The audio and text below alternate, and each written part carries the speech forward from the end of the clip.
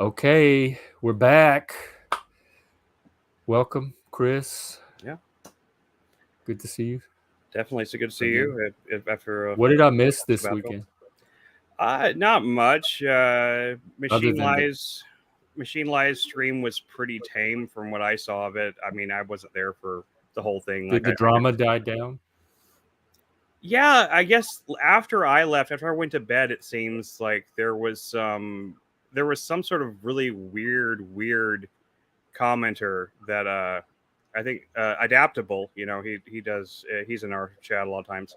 He posted a bunch of screenshots from the chat there that night, and I gotta say, some of the stuff, some of the screenshots he posted from the chat kind of gave me the creeps. I mean, like, it was like this Whoa. guy that was like or guy or girl, I don't know, but they just kept posting, like, spamming all these things saying we're waiting for you.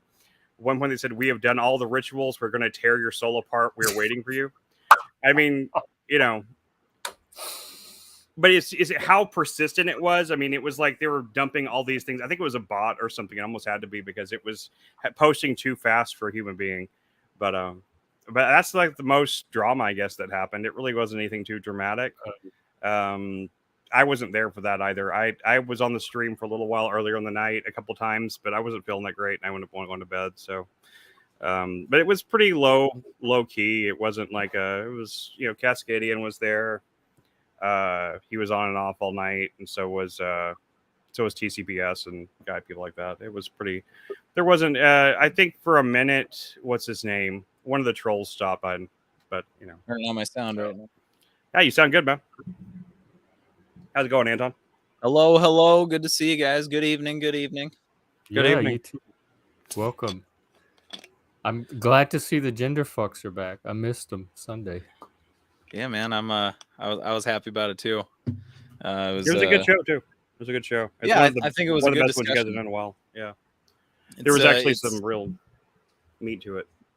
Yeah, it's intimidating talking about Israel to me because I'm so ignorant on it, and it's a really complicated situation. But it's so complicated. That's the thing about every time I see somebody giving some sort of pat response to the Israel thing, I'm just like, okay, you know, I'm putting a playlist in the comments right now. Zarathustra Serpent is an Israeli. He lives in Israel. He's done entire videos on this. It's not complicated if you take the time to educate yourself on the background and the context. I guess I haven't seen his videos on that. I watch it. And it's definitely not both sides. Like, there's definitely a good guy and a bad guy in this situation, and you shouldn't be afraid to support Israel in this. Okay. I'm not afraid to support Israel in it. I do support Israel in this specific situation. Not you in particular. I'm just people in general. I've been reading Twitter all day, and and Paul did his video, kind of both sidesing it, and I think it's just out of ignorance. Okay. I think that I mean, I know I definitely lean toward Israel, or I think it's safer to say that Israel is on the side of the right, because I just don't think that Palestine has a culture or a way of running a country that's worth preserving. I think they seem incredibly outdated. Israel is on the side of Western civilization, democracy, everything we as Americans value ostensibly. I mean, maybe. I don't feel. No, like yeah, they are. They are. You think that the situation was reversed, that Israel would support U.S. the way U.S. supported Israel? Well, that's a different topic than that Israel is part of Western civilization. And I do believe they're part of Western civilization. That's not what I meant. Okay. I just meant that I don't know that they would be as supportive of the U.S. as the U.S. has been of Israel. That's all I mean. Well, don't let that color your perspective on what's happening right now. Hi, Canucksaram. Yeah, Canucksaram. Canuck. Oh, great. Just what we need. More Canadians. No. I tried to watch that JJ McCullough video, and I didn't make it very far. Yeah, I don't understand why Paul keeps calling him a dark centrist. I just think he's a leftist. Yeah, like a soft leftist, if anything. He's a sock dim at best. I mean, at best, he's a sock dim. I don't think there's anything about him that's close to the center. he calls himself close to center or calls himself right-leaning on things, but I've not heard him use a single example of something he's actually leaning to the right on. He leads the left on every single issue. So, I mean, which is fine. You can have those opinions. I'm not saying this wrong, but I don't understand what the whole idea of making saying he's a centrist is. He's clearly not. I think he has claimed to be a centrist at different points, but and maybe he is left-leaning. Is he claiming to be a centrist, or is Paul? Yeah, he has in the past. I've seen videos where he's claimed he's not. I saw that from the very first video he did with Paul that he was not a centrist. Yeah. I think maybe he is considered centrist for Canada. I was going to say Canada. Canadian land. I think there are a lot more left-leaning people maybe in Canada, and maybe it just seems he feels like he's to the right of some of those people. But I mean, yeah, he's a leftist through and through. Yeah, and it's hard to listen to people on the left describe themselves politically right now because I mean, I have liberal friends or leftist friends, I should say that NPR is a right-leaning news source. And that to me is just madness to say that. So it's like anyone on the left, like literally everyone is to the right of you if you're a communist. So yeah, it's hard to listen to them describe themselves. Oh, I'm closer to the center. It's like, yeah, but you also think that trans women are real women, and that just I don't understand what you're talking about. Or do you think that communism or socialism is a viable form of government? I mean, it's such a fantasy. It's just such a fantasy. Like the idea that you could ever implement socialism or communism in any way that doesn't end in authoritarianism is just a fantasy. It just is. There's no way for it to work without it. I mean, if you believe those things, you might as well just go ahead and believe in fascism too, because you've got to mix some of that in there to make the socialism stable. Because without it, there's no one to enforce people to stay in their lane. You know, right. If it was like pre-1980s, or if you're like 20 years old or younger, I'll give you a pass. But if you're older than 21, 22, and I mean, we have so much objective history to read. So many books have been written about all the times that it's been tried. I just don't think there's an excuse at this point. Communism will work in heaven if heaven has infinite resources. What's that? Communism will work in heaven if heaven has infinite resources. That's true. It's a utopianism. So it would take something like heaven to pull it off. Which I don't see how someone can be that out of touch with human nature or reality. Yeah, it is a human nature thing at the end of the day. Yep. I mean, it's one of those things. Like it's not even just about the fact that not everyone can ever get the same thing all the time. It has a lot to do with the fact that without there being like different levels of success and stuff like that, no one will have any drive to do anything. I mean, like things just get like. There's no advantage to it. You know, like there's no advantage to working hard and trying to get ahead. We have a Canadian in the house. So hi. Adjust the coin. Hello, Canuck. Hello, Hank, and hello, Canuck. Hi, everyone. Yeah, it's your Thanksgiving Day. It's a special day. Oh, try and put an image up. Yeah, we have a Canadian business that we correspond with, and they were closed today because it's a holiday. They have their own Thanksgiving? They do? Yes. They won wars too. What's the story behind it? It's not like the Indians and the feast thing, is it? They just wanted their own, I guess. Like, you know, America had one. So. Didn't Abraham Lincoln create Thanksgiving? American Thanksgiving. Yeah. Yeah. I mean, I guess he created the holiday. I think the idea of Thanksgiving had probably been around before that, but I mean, yeah, certainly he created the holiday. Well, happy Thanksgiving. What do they call Thanksgiving in Canada? Thanksgiving. They call it the same thing. It's the same thing? Okay. Yeah, same thing. It's actually pretty similar. I'm looking at the Wikipedia page because I didn't remember offhand. Well, I know, like in England, in some places in Canada, they celebrate Boxing Day. That's a holiday we don't have here. So, and that's when you put like older stuff in boxes to give to thrift stores, right? Or something like that. I've heard different explanations for it. Okay. I've heard before that it was like they called it Boxing Day because the day they put away the Christmas decorations. I've heard that it was because they gave things to charity as like a nice thing to do. I've heard all sorts of things, but I thought it was around Christmas sometime. Yeah, it's like the day after Christmas. 26th. 26th. Yeah, there you go. I would see Boxing Day on the calendar at school, and I just thought that all the Canadians just beat the shit out of each other for 24 hours. That'd be pretty dope. That's so Canadian. Better than Kwanzaa. That communist holiday we freaking made up like 40 years ago. I love Kwanzaa. Christmas, Kwanzaa, Hanukkah. I have a question for everyone here, since we're talking about that part of the world. And please don't mistake my questions for, I know more. I'm just Well, coming there into you- a lot oh. of this myself. Let you presumption. finish. I'll let you finish. Do you know the difference between the two major branches of Islam, the Sunni and the Shia? Do you know why I do they're not. different? Actually, Do you know why yes. they're I at used each other's to. throats? Yeah, actually, I do. Okay. Who else? I've heard the explanation a few times, but it escapes me. Okay, but you at one point you're kind of plugged into it. Chris and Gen X, Jeff, you're plugged in too, yeah? I've heard Yeah, it at before, one but I time don't was- remember. I'm now unplugged, but at one time I was. Okay. Do you want me to I'm say? looking at Okay, Wikipedia so- right now. No One no is, need. one is like The Sunni is the descendant of largest group. Muhammad or something. Yeah. It comes from a line of succession dispute. The Sunni are the largest group, about 85%. And they believe, I'm looking at my notes here, that Muhammad did not specifically appoint a successor. So you had a coalition of elder Muslims at that time elect who would be Muhammad's successor, and they elected Abu Bakr. The Shia believe that the cousin and son-in-law of Muhammad, Abu ibn Abi Talib, was appointed. So you can see the shenanigans from human nature right there, right? Nepotism versus a coalition appointment, and it's bloodshed from thereafter. But the interesting thing is that each of those two branches has an apocalyptic or a kind of a millenarian sect to them. Hamas is linked with the Muslim Brotherhood. They are hardcore reformists.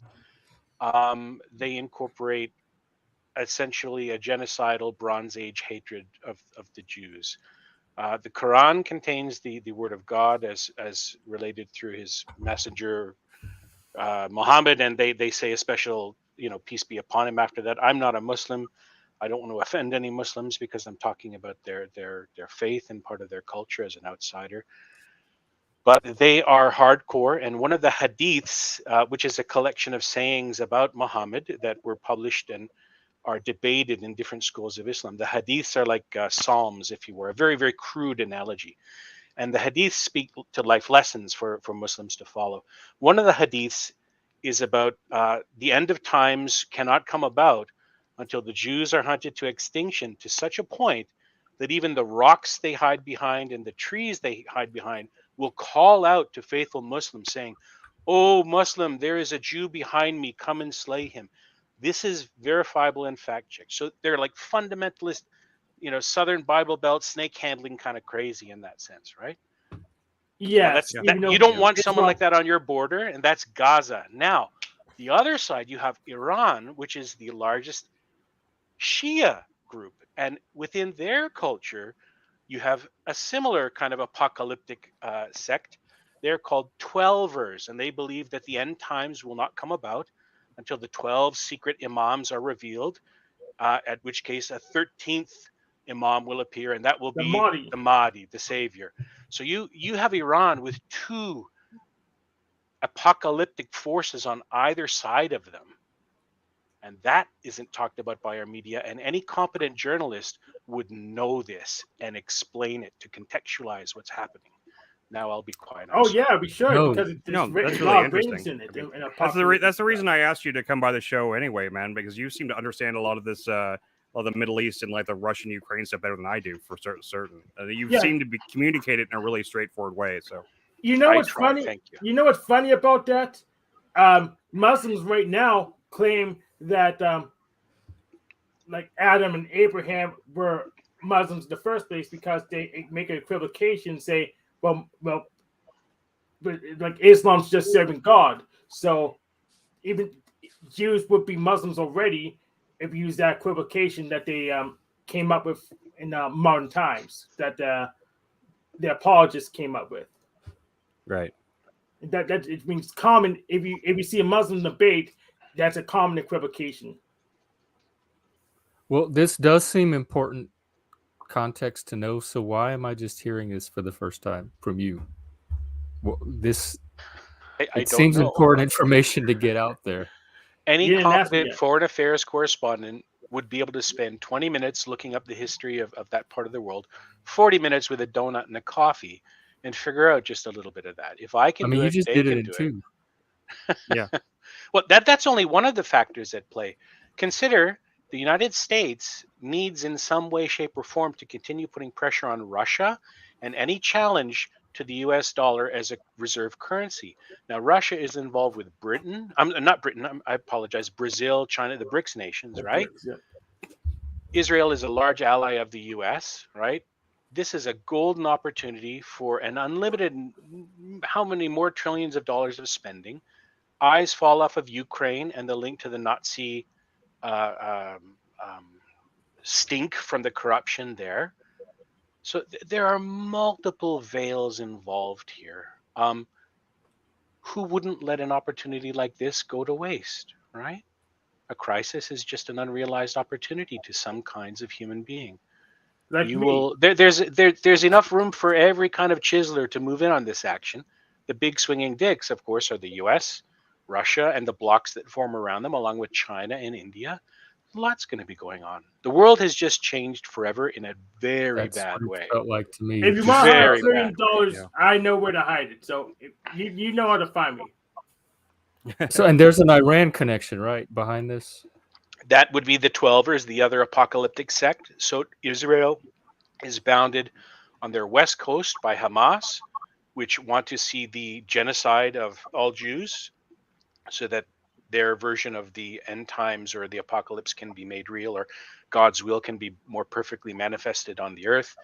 Then you have on Iran's side, you have the Twelvers who believe also in a kind of a millenarian. Then you have some Christians in the United States of America who also believe that the second coming of the Christ, the Christ, will happen when Armageddon is unleashed in the Holy Land. So you have them kind of like Irish Americans funding the IRA. You've got these millenarian Christians, of course, doing what they can to tickle things along. So there's so many aspects of this that should be talked about in a properly dispassionate and authentic media, which we don't have anymore. Except Well, Yeah. I'm glad you came on. Yeah, it's really nice to have someone to provide some context and some of this stuff in a way that's where, because it's such a massive topic. When you start looking into it, like it seems like it, like I mean, Jeff was saying earlier that it's really not that complicated, and he's probably right, but it seems complicated. No matter the thing, and especially whenever you're as disconnected from that part of the world as like I am, I guess most of us are. It seems like it's too much to try to wrap your head around sometimes, at least it does to me, because I feel like I don't have any idea what life is like over there, so I feel like I can't even really fully understand the context. But I mean, you're right. I just looked up differences between Shiite and Sunni, Sunni or whatever, Sunni on Sunni on Google, and like the basic explanation you gave, it came up in Google without me having to go to a website. So like this is information that you can learn in like 5 seconds, and it's Now, just like not even like it's not. You have to here's know what another query to important put bit in of there. context. What is the population of Gaza? About 2 million. 50% of that are children. How large is Gaza? About 25 miles. It's one of the most densely populated places on Earth. It does not have open access by air or sea. So now, how and why things got that way, I'm not going to color or give my own opinion on. That's a really complicated can of worms, not best achieved in any meaningful sense with relative strangers on an open forum like this, without a lot of caveats and an intelligent audience, understanding, we have wanting that. to understand what is being talked about. It's a complicated situation. Now, they have been radicalized. Have you seen any of the TV shows and commercials that Yes. Gazan and Palestinian children are They indoctrinated have those with? children's shows too. With They are Yeah. taught to hate, and they are radicalized Yes. into hate. So you're going to have a million. Now, after what Israel is about to do in Gaza, right? They've cut off power, they've cut off water. They're going to move in, and you can just imagine what kind of bloody, urban fighting is going to go on there. Booby traps, hostages, God knows what. I mean, the people that got dragged in there are going to be used as human shields for urban warfare. And that is going to radicalize all of the younger men there and a lot of the younger women there. So in addition to the trauma they've already been subjected to, living in dire poverty, 50% unemployment, 80% poverty rate, it's you're going to have a million young fighters ready, radicalized with nothing but hate in their heart. Yeah, that's rough. That's a rough What situation. are they going to do? And there's pressure on the Iran side, because Iran is getting closer and closer and closer to developing nuclear weapons. At least one analyst, Scott Adams, thinks there's going to be war with Iran before the end of this year, because the Israelis are almost beholden to take out the leadership of Iran, because the leadership of Iran is also genocidal. They've threatened nuclear annihilation of Israel before. And am I wrong about this? But I heard somewhere today on some YouTube channel, I can't remember where, it was kind of in passing, it was a small part, but that the U.S. actually sent Iran like $8 billion earlier this year. Yeah, money goes that way, officially and not. So this is kind of like Iran-Contra 2.0, Yeah, if we you were know what buying the back some Iran-Contra people. affair was. Yeah, we were buying and- back people, or whatever. It was for that lesbian WNBA player or something like that, probably that one or something. From Russia. No, There's that was also Russia. Okay. weapons from Ukraine, my Ukraine that have apparently made their way onto the market there. And then Of you can course. imagine pretty soon, because of the Ummah, the worldwide community of Muslims, right? You will have armaments probably flowing from Afghanistan that way as well. Damn. So Yeah, they got on Craigslist. it's whoops apocalypse, or is that whoops kind of like a man in makeup, tongue in cheek, whoops apocalypse, and he's doing his little genocidal globalist dance. Right. No, that's a good point. I mean, it certainly looks bad no matter how you look at it. Where do you see all my this? There isn't a religion, positive. There isn't a Universal positive doesn't spin seem to for that. have a apocalyptic sect, because we kind of assume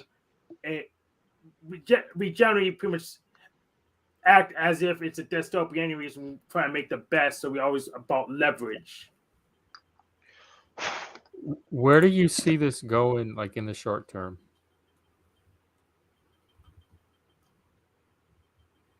Was that addressed to me or open? Yes, I'd like yes. to hear some other Yeah, people no, first. yeah, to you. Like I've sparked some ideas, so I'd rather maybe not hog things. I feel like I'm hogging things. No, you're we right. want you to A little hog bit though, short. because none of us are like this is good Understanding, yeah. stuff. Well, I am. Okay. Where I want to go then is provide a little more, few more pieces of the puzzle to really understand what's going on, right? And please, nothing I'm going to Anyone explain. can jump in too, so don't worry about hogging. Nothing Don't I'm jump going in. to say, please. I don't want to be mistaken as an anti-Semite. So there are a lot of people who are going to talk in this space, and they're going to characterize all Muslims like this, all Jews like that, and all the banking and money tropes are going to come out. And let me just state out flat: if anyone falls for "it's the Jews," that is a booby trap. You have fallen for a trap, right? Right. Human nature is what we're talking about here, and the apex social predators that exist among us. Consider that every environment has predators in it, and there's a top dog in that hierarchy. You've seen, if you have children or little nieces and nephews, what kind of abs. Can I swear, or should Absolutely. I? Fuck yeah. I think so. People have said worse, and I still have. You my can channel. see what kind of little absolute fucking monsters Yeah, children right. can be when they're selfish, until Right. we inculcate that out of them. Some folks, it never takes, and they hide it well. So put that in your back pocket, and then ask yourself, what is the reserve currency of the world? Why is that important to have? USD. How is having the reserve currency both beneficial, and how does it present challenges to your economy in relation to other people?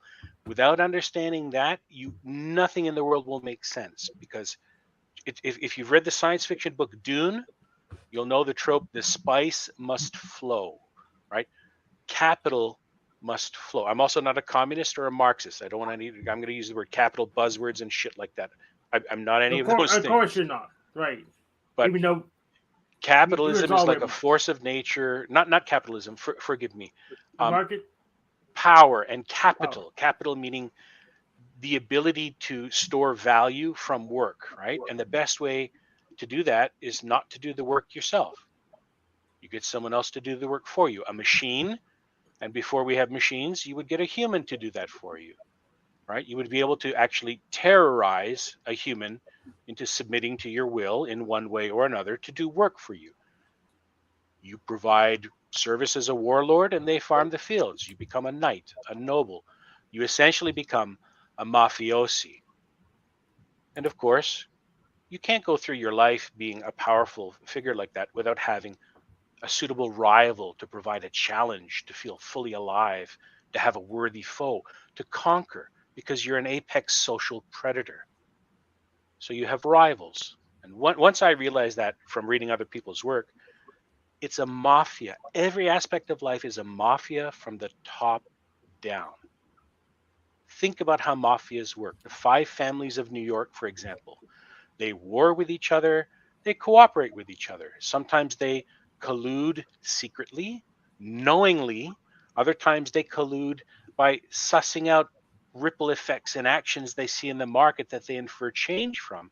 And they can kind of work out a kind of a beneficial coordination. If you know anything about zero sum and trust games, that ties into all of that. So human Yeah, game theory. psychology, greed, it's Yeah. a multifarious complex force, but you need to be able to understand, and I don't mean that finger Game waggingly, theory, you but mean, yeah. your understanding will be incomplete unless you understand what money is, how fiat currency is money created out of thin air as debt, and how you can use arbitrage, right? Percentage differences on transactions here compared to there and this and that. Very crudely, this is very, very crude to understand how you use money to make money. All wars are bankers' wars. Again, that's another anti-Semitic kind of trope.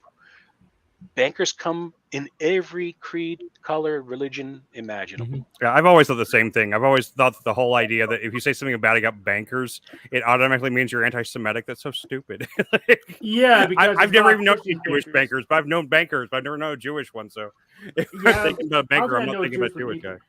Now, I didn't actually say where will it go in the short term. What it's going to go to is death, suffering, and a vomitous torrent of money from the West into that part of the world, again, to be washed through the chaos and diverted elsewhere to the interests of private parties who we can't actually see, much as the same way Yes, we can. we can't use light to see an electron. You need a different medium of detection. So we can't actually see them with our eyes, but we can sense some of their effects. And when we compare the power levels of the different factions that are in play, and I can't name them, you can just sense them like I can 3 name them. blind men talking, touching an elephant.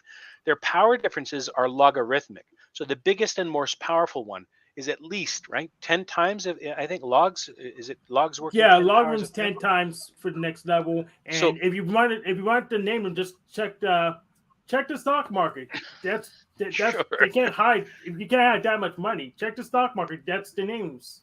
Yeah. Check the Influence, I think, S&P accrues 500. logarithmically. So the biggest swinging dick is going to be 10 times as powerful as his nearest competitor, right? Because otherwise he's not safe.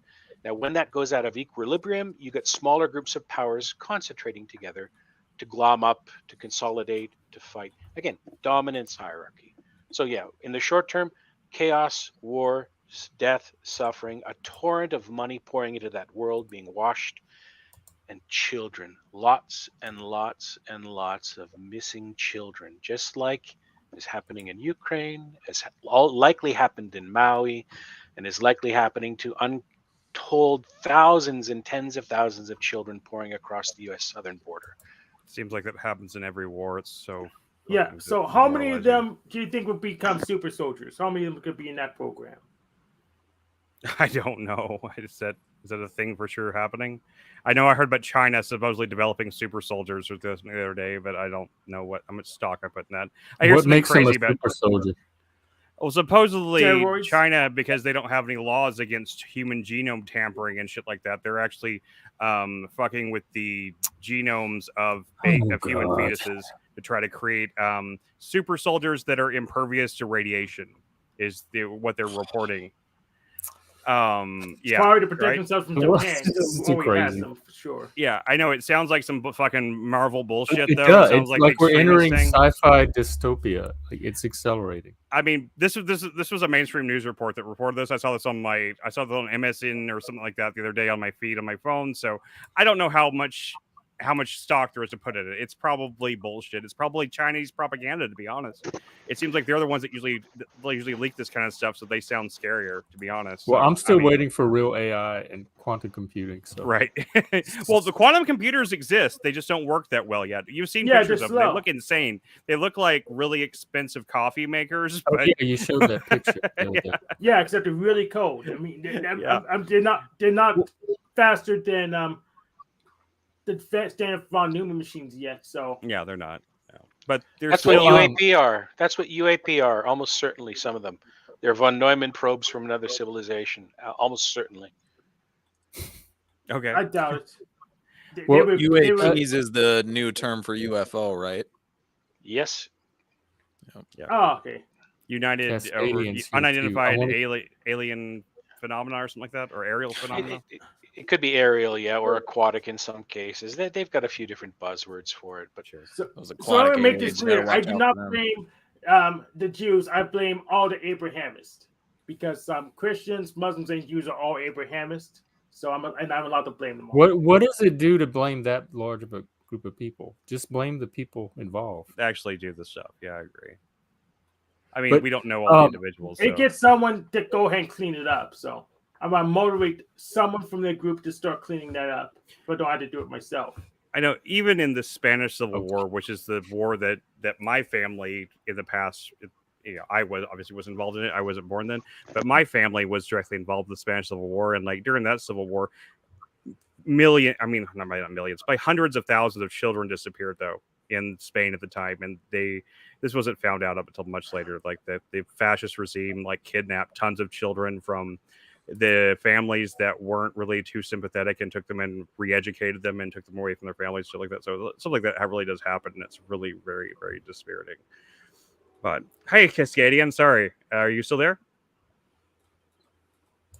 Yeah, welcome. Yeah, welcome. Where do you think? Okay, so what effect? Anyone can answer. Do you think it's going to have on the current political alignment of the different groups? Because some support Hamas or Palestine, some Israel, and it has the ability to play havoc with all of that. It seems like. Yes, it definitely does. Well, even in Which might be America, good there thing. was a pro-Hamas march and rally going on, and AOC endorsed it. And I know, I saw that. That's just There's monstrous. queers for Palestine. I keep seeing this. So do you everything's see how gonna Queers for Palestine is being jokingly compared to chickens for KFC? God, It's a very good point because they're playing out. People are projecting their archetype of oppressor and victim, hero and victim, whatever, and they're seeing Palestine as the victim, Israel is the dragon, Hamas is the dragon slayer. So they're emotionally playing out their shit on the conflict in Israel, and it's not. I think that's a bad way to do it. They're looking through a very subjective, personal lens. And they're seeing Hamas in a certain way or Palestine in a certain way. May and I Israel may I in a push certain back way. on that slightly and maybe help kind of reframe that? Yeah, you can push Sure. as hard as you want. It's not really personal on their part. It's political because most of them are leftists. Most of them are quite radical leftists, and they're going to form a line with the traditional, kind of pro-communist or communist, authoritarian favoring Hamas, who are traditionalists and revisionists. So that's why you're seeing such open displays of cognitive dissonance, like Queers for Palestine. If they had any idea what Hamas would do to them, if they had any realistic understanding of human nature and what living in one of the most terrifying, horrifying, deprived urban chaos zones on the planet is like, mixed with fundamentalist, reform Islam, they would then see, well, I can't be gay and in pro-Palestine because Hamas controls Palestine. You can be pro-Palestinian, but not pro-Palestine. And if you don't draw a difference, you don't understand enough about the situation just to cluck about it. Right. Yeah. So it is highly political. We're going to see a huge amount of political friction in the West because the trans issue is losing traction, just like Ukraine was Thank losing God. traction. Now Good. we've got two new next things to come online.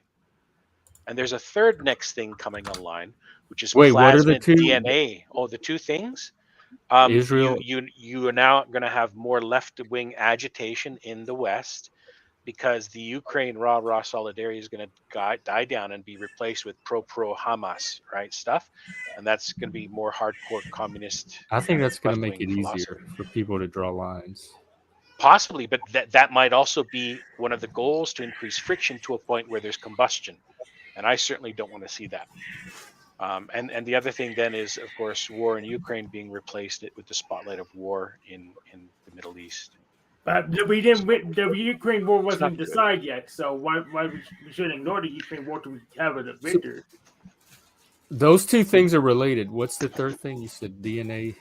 Oh, the third thing, if you have anyone who is a biologist in your family or someone who is a scientist or scientifically literate, just ask them whether or not any of the people I mentioned are worthy of your consideration. Dr. J.J. McCullough, Dr. Jessica Rose, Byron Bridle, Dr. a few J.J. others. McCullough? Yes, there was a symposium Yeah, today yeah, held by you're these interested. scientists where they discussed the recent findings of plasmid DNA contamination in some of the recent So it's a different mRNA AJ. injections. Well, that's crazy. I'm see sorry. Janice McCullough, Forgive me. Dr. Peter J. McCullough, not J.J. Okay. McCullough. Forgive me. I'm so sorry. Okay. for confusing those two. Especially in this community, that's a I'm so very sorry. important distinction. But this is a new thing that is going to be immediately suppressed in the news as conspiracy theory, this, that. It's already COVID setting. vaccine injuries are a rising topic, and they could bring everything down, also accidentally on purpose. I'm one of Now, those people what that is had the this vaccine DNA? injury, so I would Plasmid disagree. DNA contamination exist. of the mRNA shots, basically to scale up production of mRNA. And keep in mind, there's a difference between normal, healthy, natural messenger RNA and something called mod RNA, which is synthetic mRNA created by man. To spin up the large quantities of mRNA needed, mod RNA needed, I'm sorry, forgive me, the mRNA needed, I can't say with any authority where the mod RNA is. I just know it factors into the situation. But to spin up the numbers of ingredients they needed for replication for all these masses of doses, they had to culture some of it in E. coli. And unfortunately, they used procedures that were not up to code, and lots of plasmid DNA from E. coli leaked into supplies in different concentrations here and there and everywhere. Now, it's mostly broken up fragments of plasmid DNA, and I'll get to why that's a really bad thing. But almost certainly, because of the degree of contamination and the scale of it, they're going to find some batches with full complement or intact plasmid DNA. Now, plasmid DNA will trigger an extreme, but not necessarily life-threatening, immune response from you. And the first layer of immune response is inflammation. So you have shots where you express a spike protein, right? You get coated lipid nanoparticles that are incorporated into your cells, then to express a spike protein to keep the COVID virus particles from attaching. So you have spike protein being expressed in everywhere in your body where it happens to go. On top of that, the shots contained possibly, this is allegedly by credible experts. I cannot say this is fact yet. Credible experts. I'll send a link up if you guys want to look at it. I just put a link had in the had a chat symposia of what today. I watched earlier. So, and they made the case soberly, cogently, and I think fairly, that there is plasmid DNA contamination, which means people are going to suffer a lot of autoimmune agitation because of these mRNA injections. And that is an issue. So a mega corporation cut corners to save money to increase their profit margin? Imagine my shock. Oh no, but normally the large groups like Pfizer are indemnified, fully indemnified from the content from the ingredients of their product that they disclose to be in their product. But we gave them immunity. If there was shoddy manufacturing involved and contamination like this to negligent levels that do rise to the legal threshold of fraud, well, fraud vitiates, it cancels their indemnity. So you may see Pfizer and multi-billion-dollar corporations being taken to court. But Lord Fauci already gave them Just protection. what we need to trigger the next financial collapse that we're ready to undergo. Well, if that's the case, if it rises to that level, I'll be one of the ones suing for it. So, because I have had vertigo ever since I got the DNA, the mRNA. So is my shot, mother. So. I Really? got Oh, the really? Genesis, I didn't know so I'm that. fine. Yeah, I've been dealing with vertigo issues too. Like I put a link in the chat doctors for couldn't this even tell guy's. me what I didn't know. I see, like, there's 2 other people right here that are having the same thing. It's fucking insane. Like, I have chronic vertigo to the point where I can't barely get around anymore. So, yeah, and it happened. It started this day. I got the second shot. So, yeah, the link I put in the chat there is for the guy that actually is like brought this to the attention of, I guess, the South Carolina Senate. It seems like, and it was one of the guys that actually invented the tests they used for COVID. Actually, the actual COVID test itself, and it's a video of him talking before the South Carolina Senate, bringing the DNA contamination evidence to them. It's very compelling and it's very, very scary. So, Well, please don't get my channel shut down. I don't think it can, because we're not saying COVID exists. It's real. The vaccine exists. It's real. We're just talking about stuff that's I happening. had an my important shot. caveat. What's wrong with that? Because the Israel thing caveat? still seems more immediately important. Please sure, allow me to definitely. help provide a little insurance on your channel. None of us are doctors. None of this should even be considered to be medical advice. Yes. You don't know us. We are not experts in the field.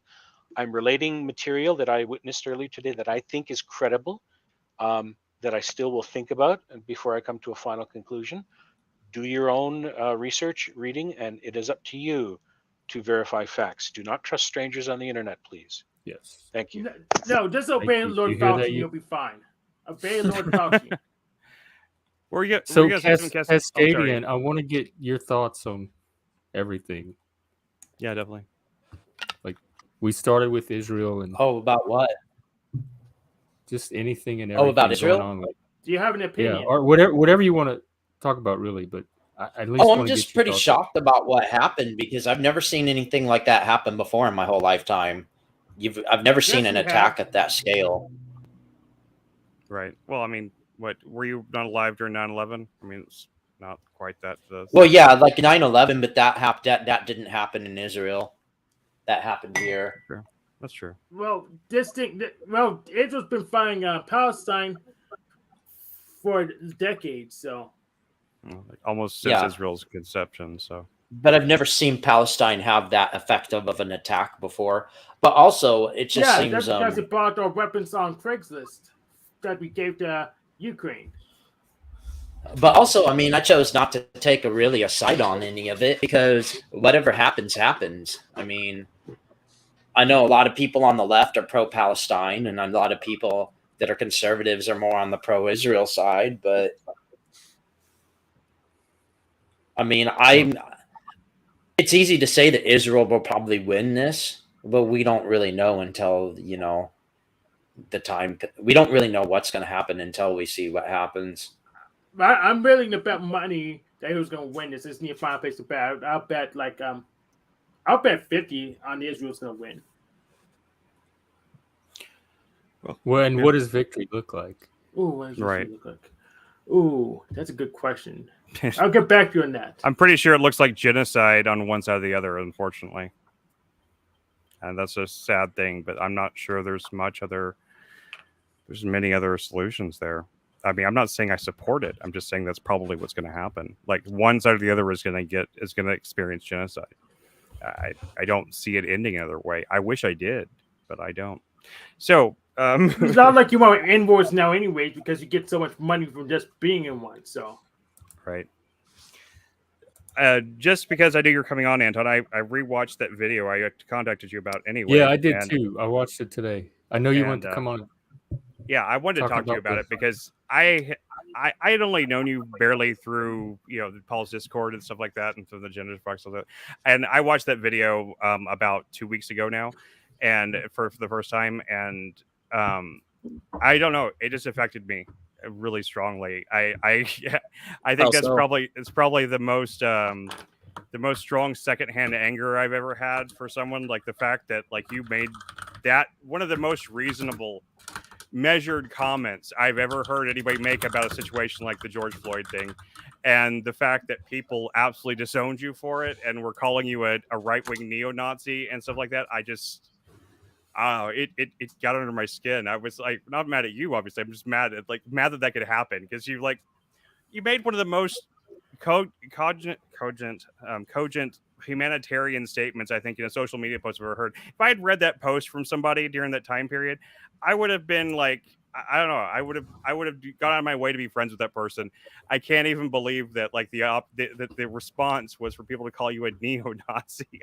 I mean, that's what's weird about it, is I didn't even say anything remotely controversial in it. I didn't say anything supportive. You were supportive of the collectivism. I mean, come on. I just wasn't supportive enough. And that was what was weird, is I even said, like, there's a time for individualism and there's a time for collectivism, and I think this might be a time for collectivism. Right. Looking back on that, I regret saying that, right. But I did say that in the moment, because it's like, I might be wrong in this. Here's the thing. I think there was a great time for collectivism when we freed slaves. I think there was a great time for collectivism when we stopped Hitler from, killing the Jews and stuff like that.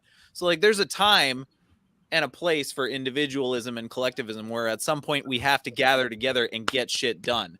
I wish that we could get things done just by talking about it, and we have gotten things done by talking about it.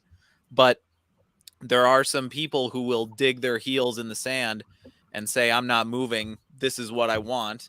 And you say, well, too fucking bad, we're freeing the slaves. And then you go in and you kill a bunch of people.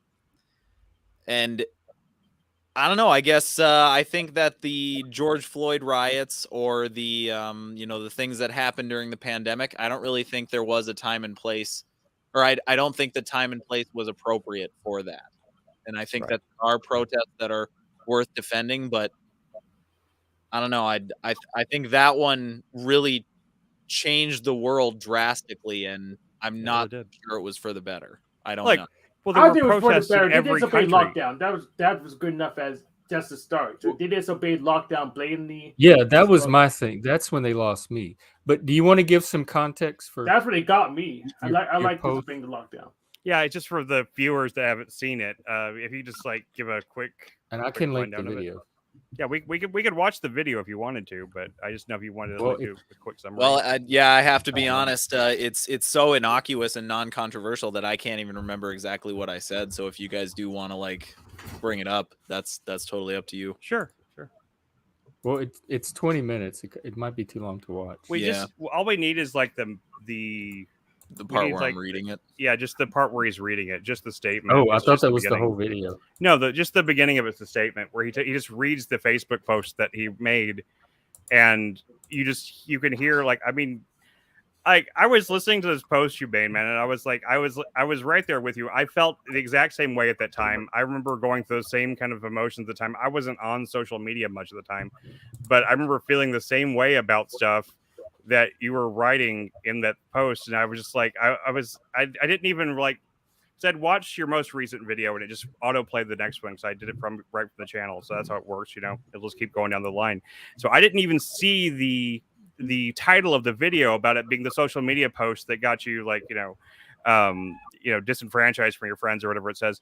I didn't even know that was the context. I was just listening to you like talk about this, and like I was like working on something at the time, and then as it went on, and then you were like, you said how like people started it, I was like, holy fuck, what the hell?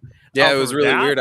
I remember my roommate, or I had a friend of mine living with me in my house at the time, and a bunch of our mutual friends were talking to him because they knew that he lived with me, and they're like, is he a neo-Nazi now? Or like, I think you need to move out because you're living with a Nazi, and like all this other stuff.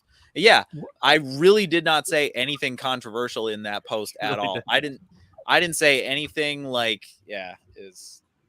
but that's the thing. I mean, these are the same people that demanded that the local play production of Shrek fly a pride flag in the song Let Your Freak Flag Fly, which is, you know, a song about, you know, no matter what you are, if you're rejected from society, like just be proud of who you are, and you fly a big green flag for Shrek. Well, they changed that to the new pride flag with like trans lives and Black Lives Matter and all that kind of stuff in Oh it. my god. Yeah, There's some and green on it. yep. Sure, there's some green on it. I suppose that's true. One green stripe. I mean, like, what does that even say about the story of Shrek at that point? Are you trying to imply something? Is I guess Shrek does what? No, the princess turns into an ogre at the end. Is that like An is ogre. it a trans metaphor or I've never something? even seen the movie, so I don't know. I haven't It's seen only, it in years. it's only not very cultural good. appropriation when the other side does it. Yep. That's right. That's That's right. That's exactly what it was. I saw it as like a territory grab. And it was really weird because that same theater production, or that same theater, has had drag shows, and they're very pro LGB, and like they were completely blindsided by the fact that the cast was like protesting even performing unless they let them fly that flag. It was really fucked up. But that's the thing, like you have to be 100% with them or you're an enemy. Right. And I lost like a lot of friends, and I guess I would say maybe a handful of them I really am sad about losing, but most of them I would say it's probably for the best, because I think were it's for weird. the best on anybody. Anybody's that stupid, man. How could you even hang out with them these days? Even if they made up with you after all this time, would you even be able to Please like wait. spend time in the same room with them and like look at them the same? I would just be like them the whole time, like you're a fucking Please moron. I'm Please glad I'm wait. not on Facebook. I had to deal with this garbage. What's Please that? wait. Please We should all remember that what we wish for others is what we wish for ourselves. So we Not all necessarily. change, Jungian right? sense? We do all change in time. I've changed quite radically since my 20s. The people who you may be washing your hands of now, don't be that final about it. The only way That's true. you'll That's ever true. really know is if you keep the door to forgiveness open. If you would want to be, we've all done a shitty thing we wish we could be forgiven for, you know. So don't wash your hands of them quite yet. Well, we You got to You keep can't that we back don't do door all open. that on here. You Grace, we right? change within parameters, but I don't know. Of if- course, like absolutely. psychopaths and narcissists are not. I don't expect much change from them over time. I'm willing to negotiate, but if you do me dirty like that talk show host goes to Pan did, they need to bring something nice and juicy to the table from the start. So, but yeah, I'm always open to negotiation. At very least, a really heartfelt, open apology from them that actually acknowledges what they were wrong about. If someone came to me and was like, no, I really see how I was wrong about those things, and I don't know why I got caught up in it. Yeah, I wouldn't be able to turn them down either. But if they just want just to hang out again without acknowledging that shit, I couldn't do it. 100%. Right? Forgiveness is predicated upon contrition. Right. Yeah. Yep. Yeah. If I There has to be ever grace heard from involved one of them, in like, both sides of the transaction. Sorry. if I ever heard from them, like, holy shit, I've had some time to think about it, and it was really messed up, the stuff I believed in, like, everything would just be, I would wipe the slate clean, like, immediately. Like, yeah, it's pretty fucked up, isn't it? Like, yeah, let's talk about it. Like, you shouldn't be, like, I don't know, man. It's tough, but it kind of reminds me of, wow, what's that guy's name? Is it Greg Davis? See, now I'm ashamed of myself because he's like one of my heroes and I've forgotten his name, but he's this guy that he's black and he talks to KKK Oh yeah, that guy. people. Yeah. Oh, I remember. Daryl Daryl Duggs. Daryl Davis. Yeah, Davis, and he has managed to convert, like, or revert, I guess, like somewhere in the neighborhood of 200 KKK members single-handedly just by talking to them. So Yeah, my attitude is, no matter what you believe in, I'm willing to talk to you, and I don't want to burn any bridges. And if you want to walk away from me, fine. But years down the road, you want to say, hey, what I did was fucked up, I'll forget everything and just say, dude, that's fine. I'm willing to burn bridges, but I'll still talk to you. Fair enough. I mean, I had some friends that I had to cut ties with, and it's true. I mean, if they really came forward with contrition and really really recognize the things they did wrong. Because I know with at least a couple of those people, I did the same thing to them. They still wouldn't talk to me. But if they did this, they turn around, did the same thing, and came to me, I would still forgive them too. I'm a softie though. I'm not a hard ass. Like I try to be, but I'm not. I just don't have that. I don't have that gene. I don't know. I can't shut my emotions off. I'm really empathetic, and I just my melt anytime. It's the reason why I worry about myself as a father for my little girls, just because the fact that I'm not good at being stern whenever they really get out of line. Like they can smile she's at gonna me work and you.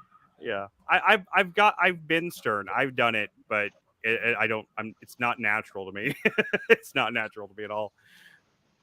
But yeah, I don't know. Like your story on that thing, it really affected me a lot, man. I just wanted to let you know that it hasn't gotten many views. Not many people have watched it. I know, but it meant something to me personally. Seeing somebody Thanks else for taking the that went time to through that. watch it, and thanks for saying that. Chris, maybe Lindsay can handle the stern part for you. She does most of the time. She is the bad guy usually in the parental relationship. So I'm the big soft daddy. I mean, I lay down the law when I have to, when it's absolutely necessary. But with like the baby right now, you can't be stern with a baby anyway. They don't understand what you're saying. I don't. Yeah. She's gonna make it very hard. Yes, she can. Yeah, I don't even. Whenever she smiles at me, which she does all the time, every time I'm like, oh God, like how am I ever going to like punish you for anything? You smile at me and I just like I melt, man. That baby has me wrapped around her finger. She's only 9 months old. I'm screwed. You have kids, Anton? I do not. You I do not. Okay. And how many do you have? You have one or two? Two. I have a Two. 16-year-old, 16 on the 19th, and a 9-month-old. So pretty much two firstborns. So wow, look at that. And that's crazy because like you've already gone through the 16-year-old kind of growing up. Now you have like all that knowledge starting over with this one. It's not like two siblings side by side at the same time. And it is different. Is it strange or different the second time around? Extremely different. Everything about this baby is completely different. So, well, when my first daughter was born, my oldest sister, my youngest sister was only, I think 9. So it'd only been 9 years since she was born. And I took care of her a lot when she was really little. So this time it's been 15 years, 15 and a half. So it's actually been longer between my first child and my newborn than it was between my firstborn and the sister I took care of a lot when she was younger. So it's very different. It's like a tabula rasa type thing for me, because it's like I don't have any. I have some experience, but it's like I've been thinking, just being older and going through the things I've gone through, I look at this baby in a completely different way than I looked at my other daughter. Not in a negative way. Don't get me wrong. I love both my kids more than I can say. But I think about things with Juniper that I never thought about with Clover. Like with Juniper, I'm just like, I'm also constantly thinking about the fact that, that she doesn't know anything. Like, you take that for granted sometimes with kids. You kind of expect them to know certain things. You don't expect them to know certain things, but then you'll say words to them in support of a thing that they don't know. And you're like, well, you don't even know that. They don't know any of those words. They don't know any of the things. They're completely blank slate. They don't understand the concepts that underlie the words, and you start seeing like the building blocks of a human personality and like those sense. And the crazy thing to me is that personality is, you can kind of see it. I saw it even in the womb, even when she was in her mama's belly, like she would wiggle a lot more and she was very active and everything. And she's just like that outside of the womb, which is one of the things that I always think about when it comes to like abortion debates and stuff like that. I always think about the fact that, but I've seen the way babies are, that at least at like the halfway mark, man, like those are people. They're just not outside yet. But at the same time, as I said in the chat the other day, I don't really have a problem with stupid leftists killing their kids. I guess I just don't. Yeah, it's not my. That's kind of where John and I don't really see eye to eye, and I think he and I talked about it. But I'm always in support of abortion rights, but in my own personal life, I will try my hardest to not get in a situation where an abortion's an option. But all I can tell you is that I don't think I would ever get one.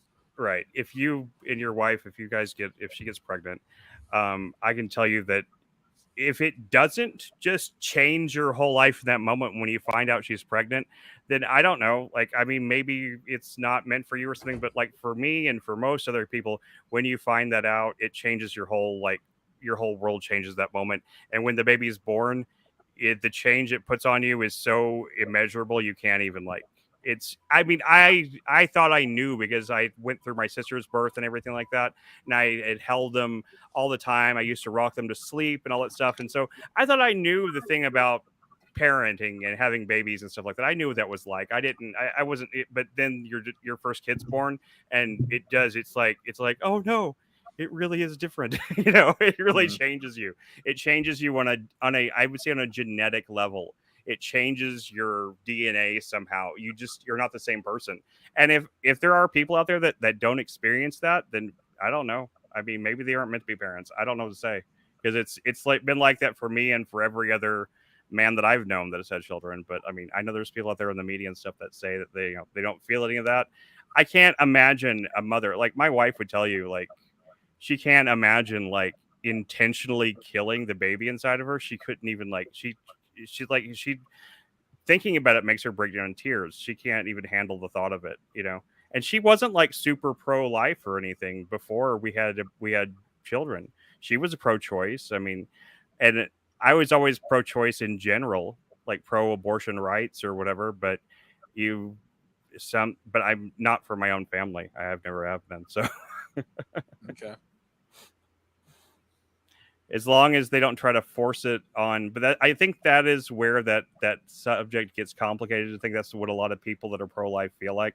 I think they feel like it's one of those slippery slope kind of things where if you're okay with it up to any of these points, that eventually they could just the government come in and start forcing people to have abortions, or you have a one-child policy like they had in China or something like that, which is a real thing that really happened. It might still be in effect now.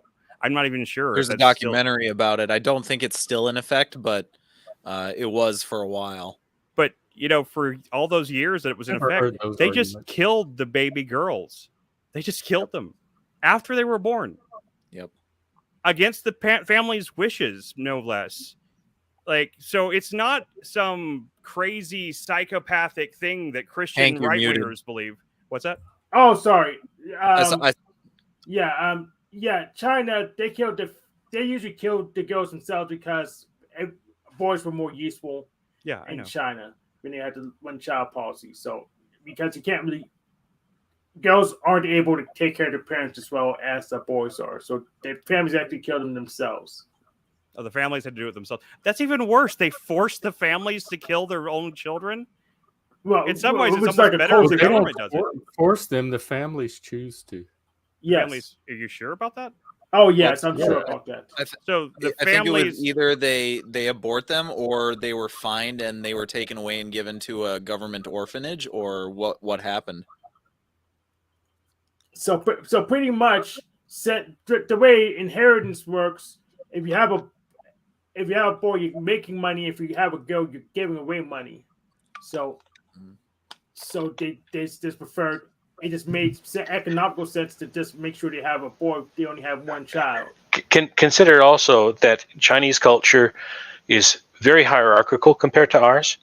Social harmony and conformity are social virtues that are strongly reinforced with reputation and honor culture.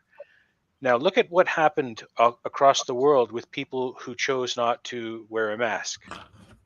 Right? We were ridiculed.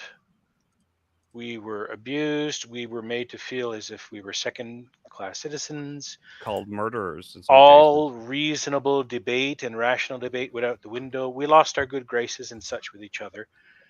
Now imagine you're in a country that isn't as individualistic as Western countries are, and the same dynamics come into play with you're a bad Chinese citizen for ruining our country's future by having one more mouth to feed, sucking away the blood of our great revolution. We can't imagine. We literally in the West cannot imagine the stresses people face there. So, yes, they killed their own children. The government didn't have to come and say, we're going to do it.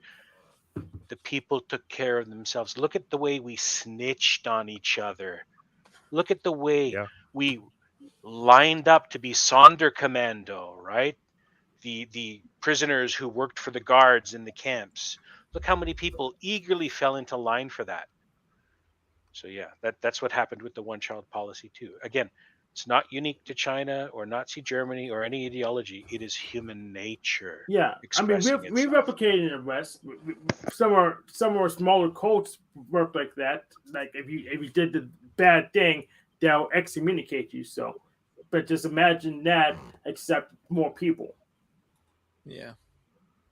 I was actually going to ask, like, along what we're talking about, have any of you guys, like, Hank or Cascadian, have you guys experienced like alienation from friends that you have because of opinions that you had? Oh, absolutely. I was a Orange Man supporter back in 2016, 2017, and I lost connection with just the local programmers. So in fact, the Makerspace Report made up a bullshit story to just make the place uninhabitable for me. So I ended up taking my toys and went home. You got kicked out of a makerspace? That's insane. I didn't get kicked out because I followed the rules too good, but they made some shit up to make it less habitable for me. So I chose to leave on my own or frustrated by doing more for them. So I decided to take my toys and went home. They never kicked me out, so I can actually rejoin it because they weren't able to write me up and get me to sign any paperwork where they could formally kick me out. So I could rejoin it, but I just don't want to. Yeah, when people decide they don't want you around, they find ways to get you out of there, one way or the other. Yeah, I think Jeff knows about that. Oh yeah. I've been soft fired from jobs too, where like they'll like reduce your shifts to like one, and like on the day they know you can't work, so you have no choice, kind of thing. Right. But I don't want to be anywhere I'm not wanted either. So when it gets to that point, I mean, I'm looking for the exit just as much as they are. You know, it's funny. I got forced out the other way from the writers, not my local group because they're so desperate to take anyone bodies. But like I was part of a fake mastermind group called True Capitalist Radio Inner Circle, and pretty much I thought we were taking the country back. They're the Trumpist group, but the whole said private that he hated off just want to kill them. I said, fine, just don't say in public because it's like a machismo thing. I don't care as long as we get power. Then he said in public that I confronted him, and he was all over with what's called. I guess he eventually wanted to confront me on the show, and he embarrassed himself. In fact, he covered up. Because we indexed his shows to cover up for like the hundreds of episodes from just going off the deep end with his anger and hatred. So both sides do it because, like Canuck said, it's human nature. Yes, it's group dynamic, like primate group dynamics. Yeah. What about you, Cascadian? Did you ever get alienated from people, from opinions, things like that? No, not really. No. Most of the people I know either don't care about politics or they have developmental disabilities or autism. So, like, I don't really know a whole lot of people that. That's the. I mean, there's this one autistic girl I talk politics with, and she kind of leans more on the progressive side of things, but she's never like distanced herself or been alienated from me. I mean, any issues I've had with her had more to do with things like hygiene and being a slob, but we still talk and we still have a good rapport. So, but yeah, no, I haven't really been involved with too many political people in person, so I haven't had to deal with being disowned or being targeted or anything like that. You're missing out. I haven't either. Like my groups didn't become politicized until COVID and the George Floyd thing, and then groups that were normally apolitical suddenly took on this political dimension, and I fell on the wrong side of it, I guess. but I never had to worry about that stuff before. May I ask then, with hindsight, with the hindsight of today, looking back at the last 2 decades, does that kind of alienation now seem natural to you? It doesn't to me, Me, but I'll leave that absolutely. I'm just trying to to figure your out own where I can consideration. have my build a power base myself, so I have control. Why? What kind of power base? I don't know. I just want to have a I spot don't. where I can make my own stupid arbitrary rules, so I can at least be Well, safe. you can do it in your own house, right?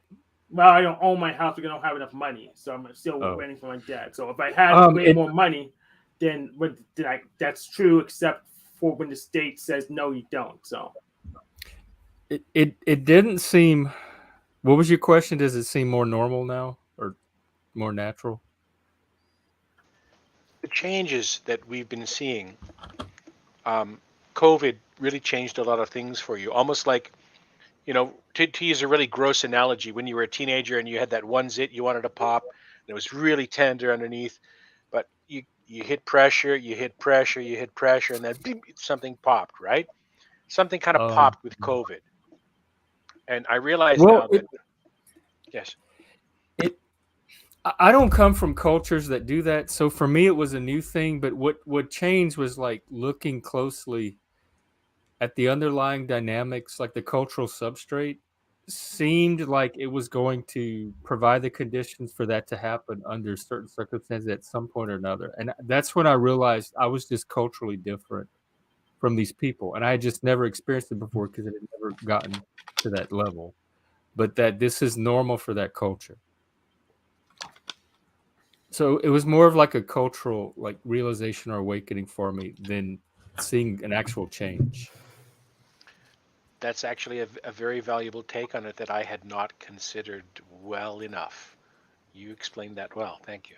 Because wokeness comes from that like upper middle class, liberal, waspy culture in the first place, and even the non-woke people that I work with still play out some of those same patterns and dynamics. yeah, I integrate myself with those people from a young age because of politics. So it is normal and expected, and I have a whole lot of I anticipate it. Yeah, me too. I've gotten more. I mean, when you're on the outside of a culture looking in, you don't know all the nuances of it until you experience it. But I've gotten a little more culturally aware, and I can navigate it a little better. Yeah, like I I don't. know not to put down too firm of roots or get too attached to it for sure. Yeah, and it's gone so. I'm so deep into it, even though I don't really do politics anymore, at least at a local level. It's, um, that I don't identify as autistic because it just don't relate to those people who need help with everything. It's just I'm not like them. In fact, I usually call myself narcissistic now. Well, ought does mean self, but Yes. I mean that's kind of a whole conversation unto itself. But there's that the spectrum is so broad. That's why I prefer the word neurodivergence anyway, because the categories are so fuzzy, and Yeah, it's I the agree with broadest you. term I could find. Yeah, But I you don't agree have with to you. identify yourself with every subset of the spectrum, though, to still like recognize yourself as on it. Oh, yeah.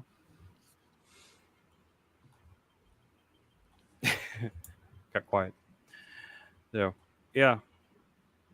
I don't know. I didn't have to deal with any of that directly. I didn't lose any friends or anything about opinions. If I had been on social media at that time, if I had been active in this sort of thing, I could see that. But I was never active enough on social media to have my following or anything like that. I definitely, if those kind of things had happened when I was working at Cracked, the website I used to work for, yeah, those people would have definitely disowned me for any of those opinions. I definitely, and seeing how extreme like the responses that you got, Anton, like were to something completely innocuous, I would think that if I had expressed any of the opinions I was having at the time, I was dealing with crazy people in my life immediately, so I couldn't really have those I didn't have the luxury to have those opinions. I was dealing with a much more direct stress. But if I had, my takes would not have been nearly as reasonable as yours were. So I can only imagine. I think it's one of the things I related to. I was thinking to myself, like, God, I wouldn't have even been nearly that even-headed about it. So I can only imagine the kind of backlash someone like myself would have gotten at that time. So I guess Jeff's experienced that too. So it's just insane to me, like how deeply entrenched so many people around us that we don't even realize. I mean, I wouldn't imagine. I mean, it doesn't sound like it to me that you would have imagined that a lot of those people would even cared that much about anything you said. It's like from what I'm gathering. I thought if anything, it would just like calm a few people down at most, but I didn't think it would do anything. I thought it would just get the people who already agree with me to give me a thumbs up, and I didn't think it was going to be that big of a deal.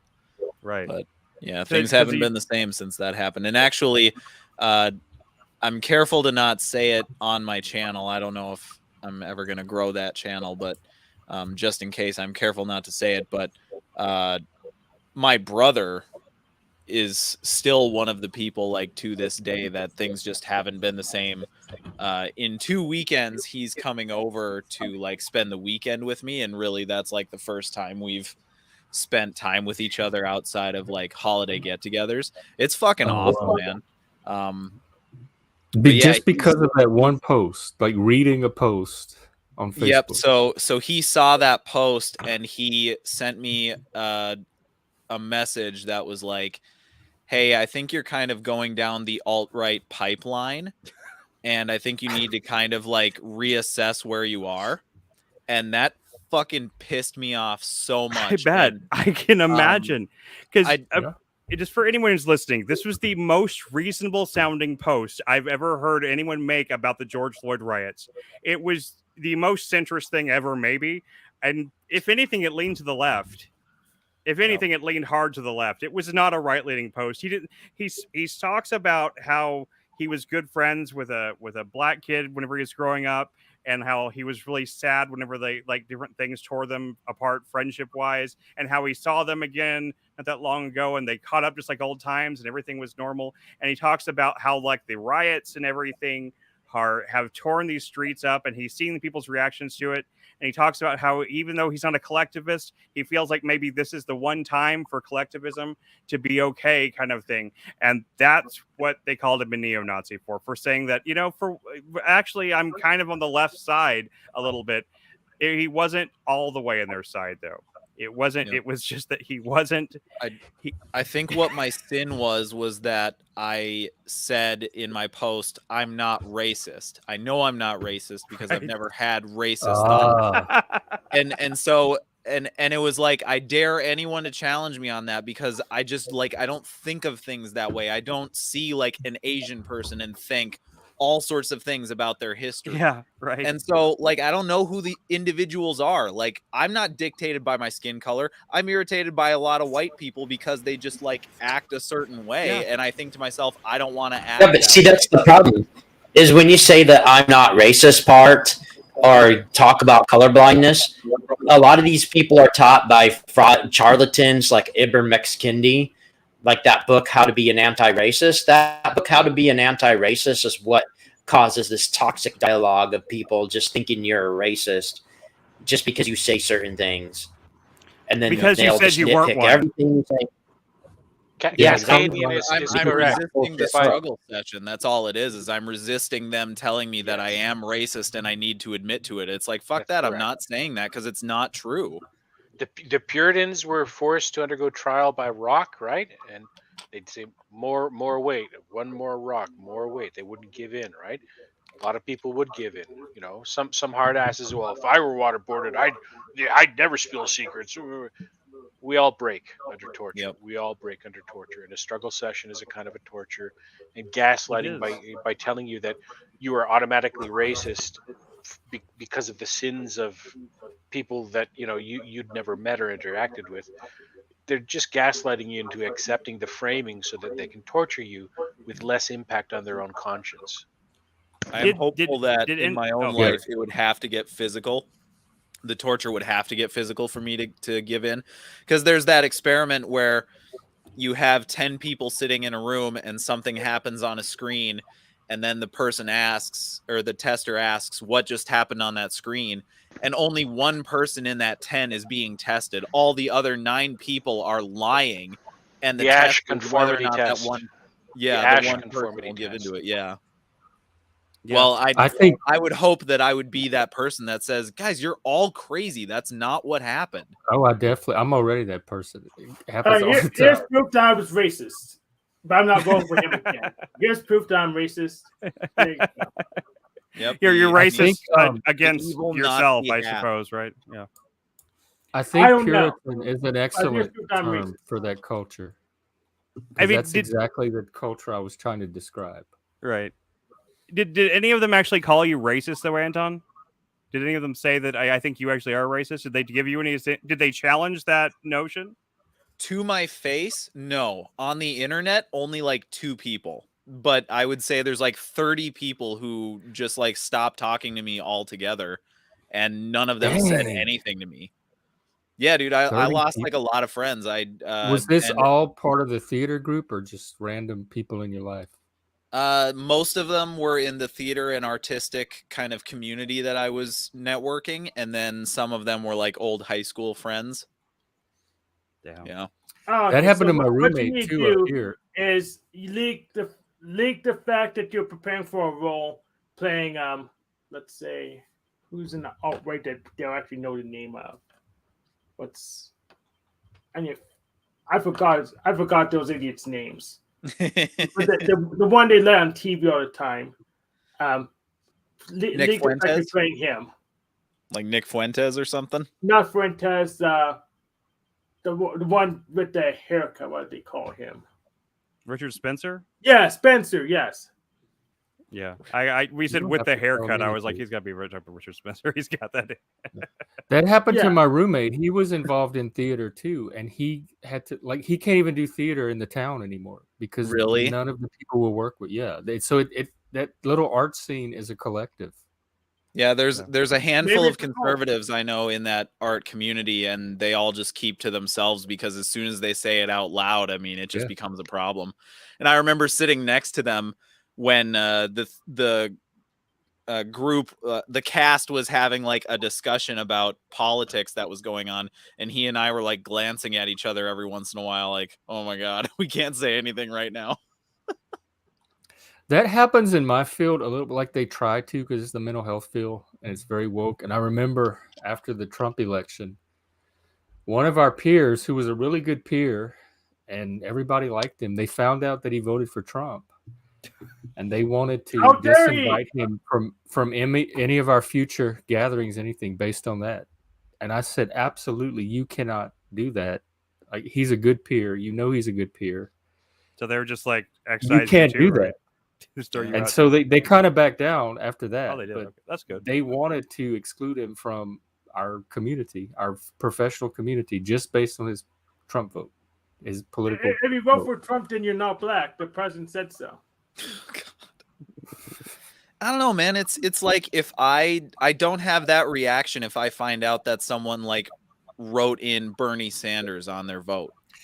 You know, like I would This never is America. vote for You're Bernie allowed Sanders. to cast a vote for who you want to vote for. Like that's Yep. one of our basic true. The rights as an American. Constitution- You can't penalize people for that, for exercising their American right. It says the We haven't had a Constitution single in good presidential federal candidate in and like state laws. 2 decades. So Where I you mean, go? if you voted for anybody, you're as guilty as anybody else, right? Yeah, man. Like voting is a very personal decision. You're voting your conscience, whatever criteria you're voting on. I really do because think that You get penalized for that in and any all way. the federal law and the state law says you're allowed to vote for whoever you want. Doesn't mean you're allowed to vote for whoever you want. Yep. Right. Gents, I hate to be that guy, but that's really, really kind of abstract if you contextualize it in what happened in the United States in January a couple of years ago. You had large numbers of people incarcerated in violation of their constitutional rights, right? But not for That- their vote.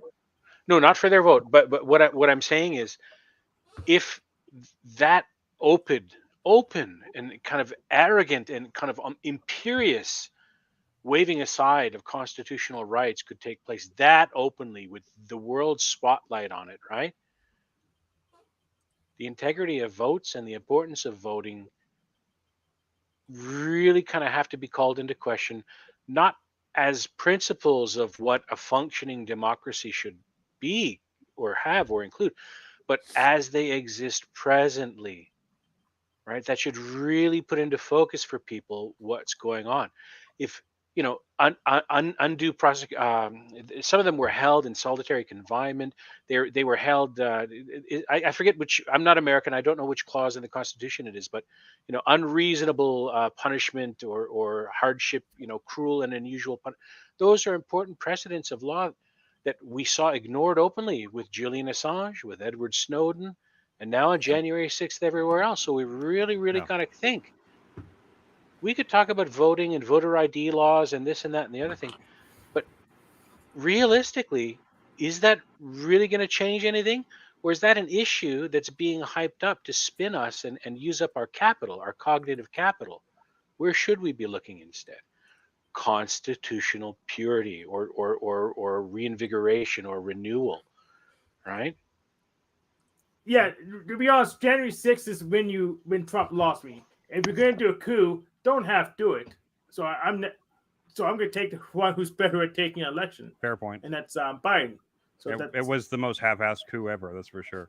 If it can be called that, yeah. I mean, it's certainly what they did to Julian Assange. It was a Hail Mary, is what it was. Like, he didn't really have anything to go on. Yeah. That's the first time I've heard that. That's actually pretty good. It was a Hail Mary. Yeah.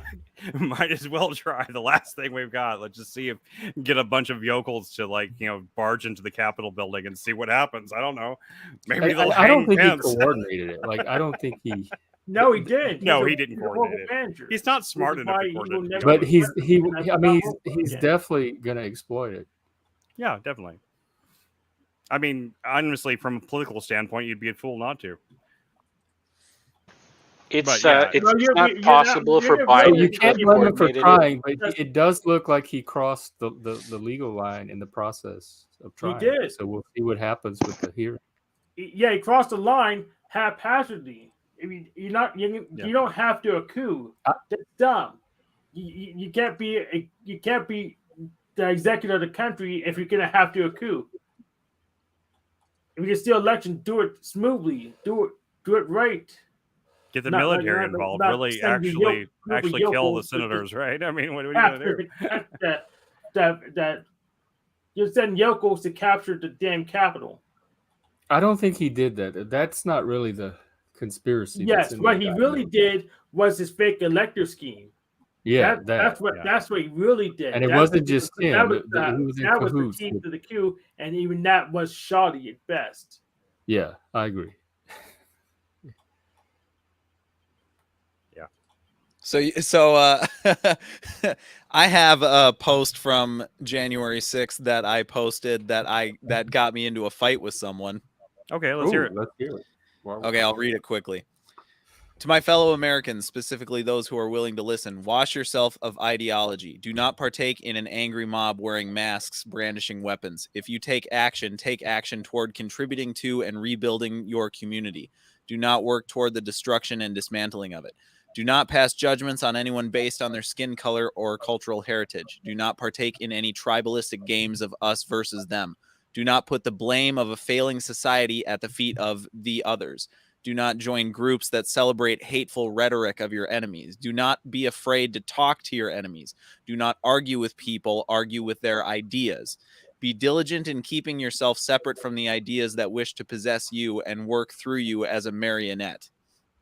The moderate fence riders have given too strong of a voice to the extremists on both sides, and we have been pushed over the last decade into picking sides. The more we pick sides, the more the inevitability of civil war becomes convincing. This hypothetical war is desired by the extremists, though they will deny their desire, appeal to emotions by using morals to rationalize it, or immediately shift blame to the others for causing it. Through the violence, they will attempt to transform America into their new ideal, and so on and so forth. Well, I put that post up and I got a laugh react from someone, and so I confronted him. And he said, I don't really have any desire to argue with you about this. I'm sorry. I don't have the energy. I think your heart is in the right place, but I think your ideas are super flawed generalizations of super nuanced issues. That's that. I don't want to touch more on it. And this is one person's opinion. that was the brother of my roommate, and he thinks that I'm a fascist. So that was him being polite on social media, but then he went and talked to my roommate on the side, and so it's not that he didn't want to talk about it anymore. He just wanted to do it. He didn't want to be held accountable for it once people saw what bullshit he started spouting. Probably, he wanted to start a fight in person. Yeah, I went all the way down the all-way pipeline, and they really. I'm sorry, they're not really a threat to anyone. They're just. No, I don't think they're such a fringe minority. I never saw them as much. Yeah, the French minority. They're more of a boogeyman. They have a lot of infighting. They're not a real threat. Canuck, what were you going to say to Anton? What were you going to say? Sorry, I didn't turn my mic off. I was playing with my dog. Oh, okay. But you were about to say something to Anton before Hank spoke. you're still muted, Canuck. Yeah. Hey. I'm so sorry. Please repeat that. My dog is having a bit of a zoomy attack. Oh, okay. You were about to say something. I thought I heard you say Anton's name, like you were going to say something. Oh, yes, and Anton, the lion cares not for the bleeding of the sheep. He thinks you're a fascist. Hey, what does he know? He's shown himself to be woefully lacking any respectable credentials for that to mean anything but nanana boo boo. It's an invasion. We have this motherfucker's here. I don't know. I better get going. Can you guys hear me? Yeah. Okay. Yeah. Can you hear us? I can hear you loud and clear. How are you guys doing? Don't let me derail. Just chucking and jiving. Yeah, we're just chilling now. I think we covered most of the major topics that we were going to cover, so we're just kind of talking now. How's it going with you, Mo? Good. I just got home from a session. I gotta do a bunch of more work before I go to bed. But then I saw you guys were on, so I was like, "Oh, I'll hop on for a minute and see what." Cool. A yoga session? No, writing session and production with one of the artists I work with. Cool, man. Cool. Yep. Hey, you know what I got to do this weekend? Acro yoga. What's that? It's like acrobat yoga. Like this guy laid on the floor and he puts you on his feet and like lifts you up in the air. And fly around and stretches all these muscles. Okay. Did you enjoy that? I've seen people do that weird. Like at the park. It was a very weird sensation. I haven't really experienced anything like it before, but yeah, it was active. That's awesome. So I don't think that. Sorry, go ahead, Chris. I was gonna say at the farmers market here they do goat yoga. That's all I was gonna say. So it's pretty much the same thing, but goats that stand on you and stuff like that. So I don't think I've met Cascadian Anarch or Hank O'Flamio. So nice to meet you guys. I'm John. I don't know. Anyways, you guys are talking about stuff. I came in the middle of Anton giving a grand declaration or speech of some sort. I was confused. Yeah, you haven't met me, but I've been around. I mean, I've been on Jeff's show like 5 times already. I've seen you on the show, yeah. Twice now. Yeah. Was it 3 we times? were talking about, we want your thoughts on Israel, and we were talking about cancel culture. Death to the... Now you don't know. You don't know. Well, I have a good idea. Don't jeopardize my channel either. Well, that's you don't know what I was. So you're not a queer for Palestine. Those people I find pretty interesting.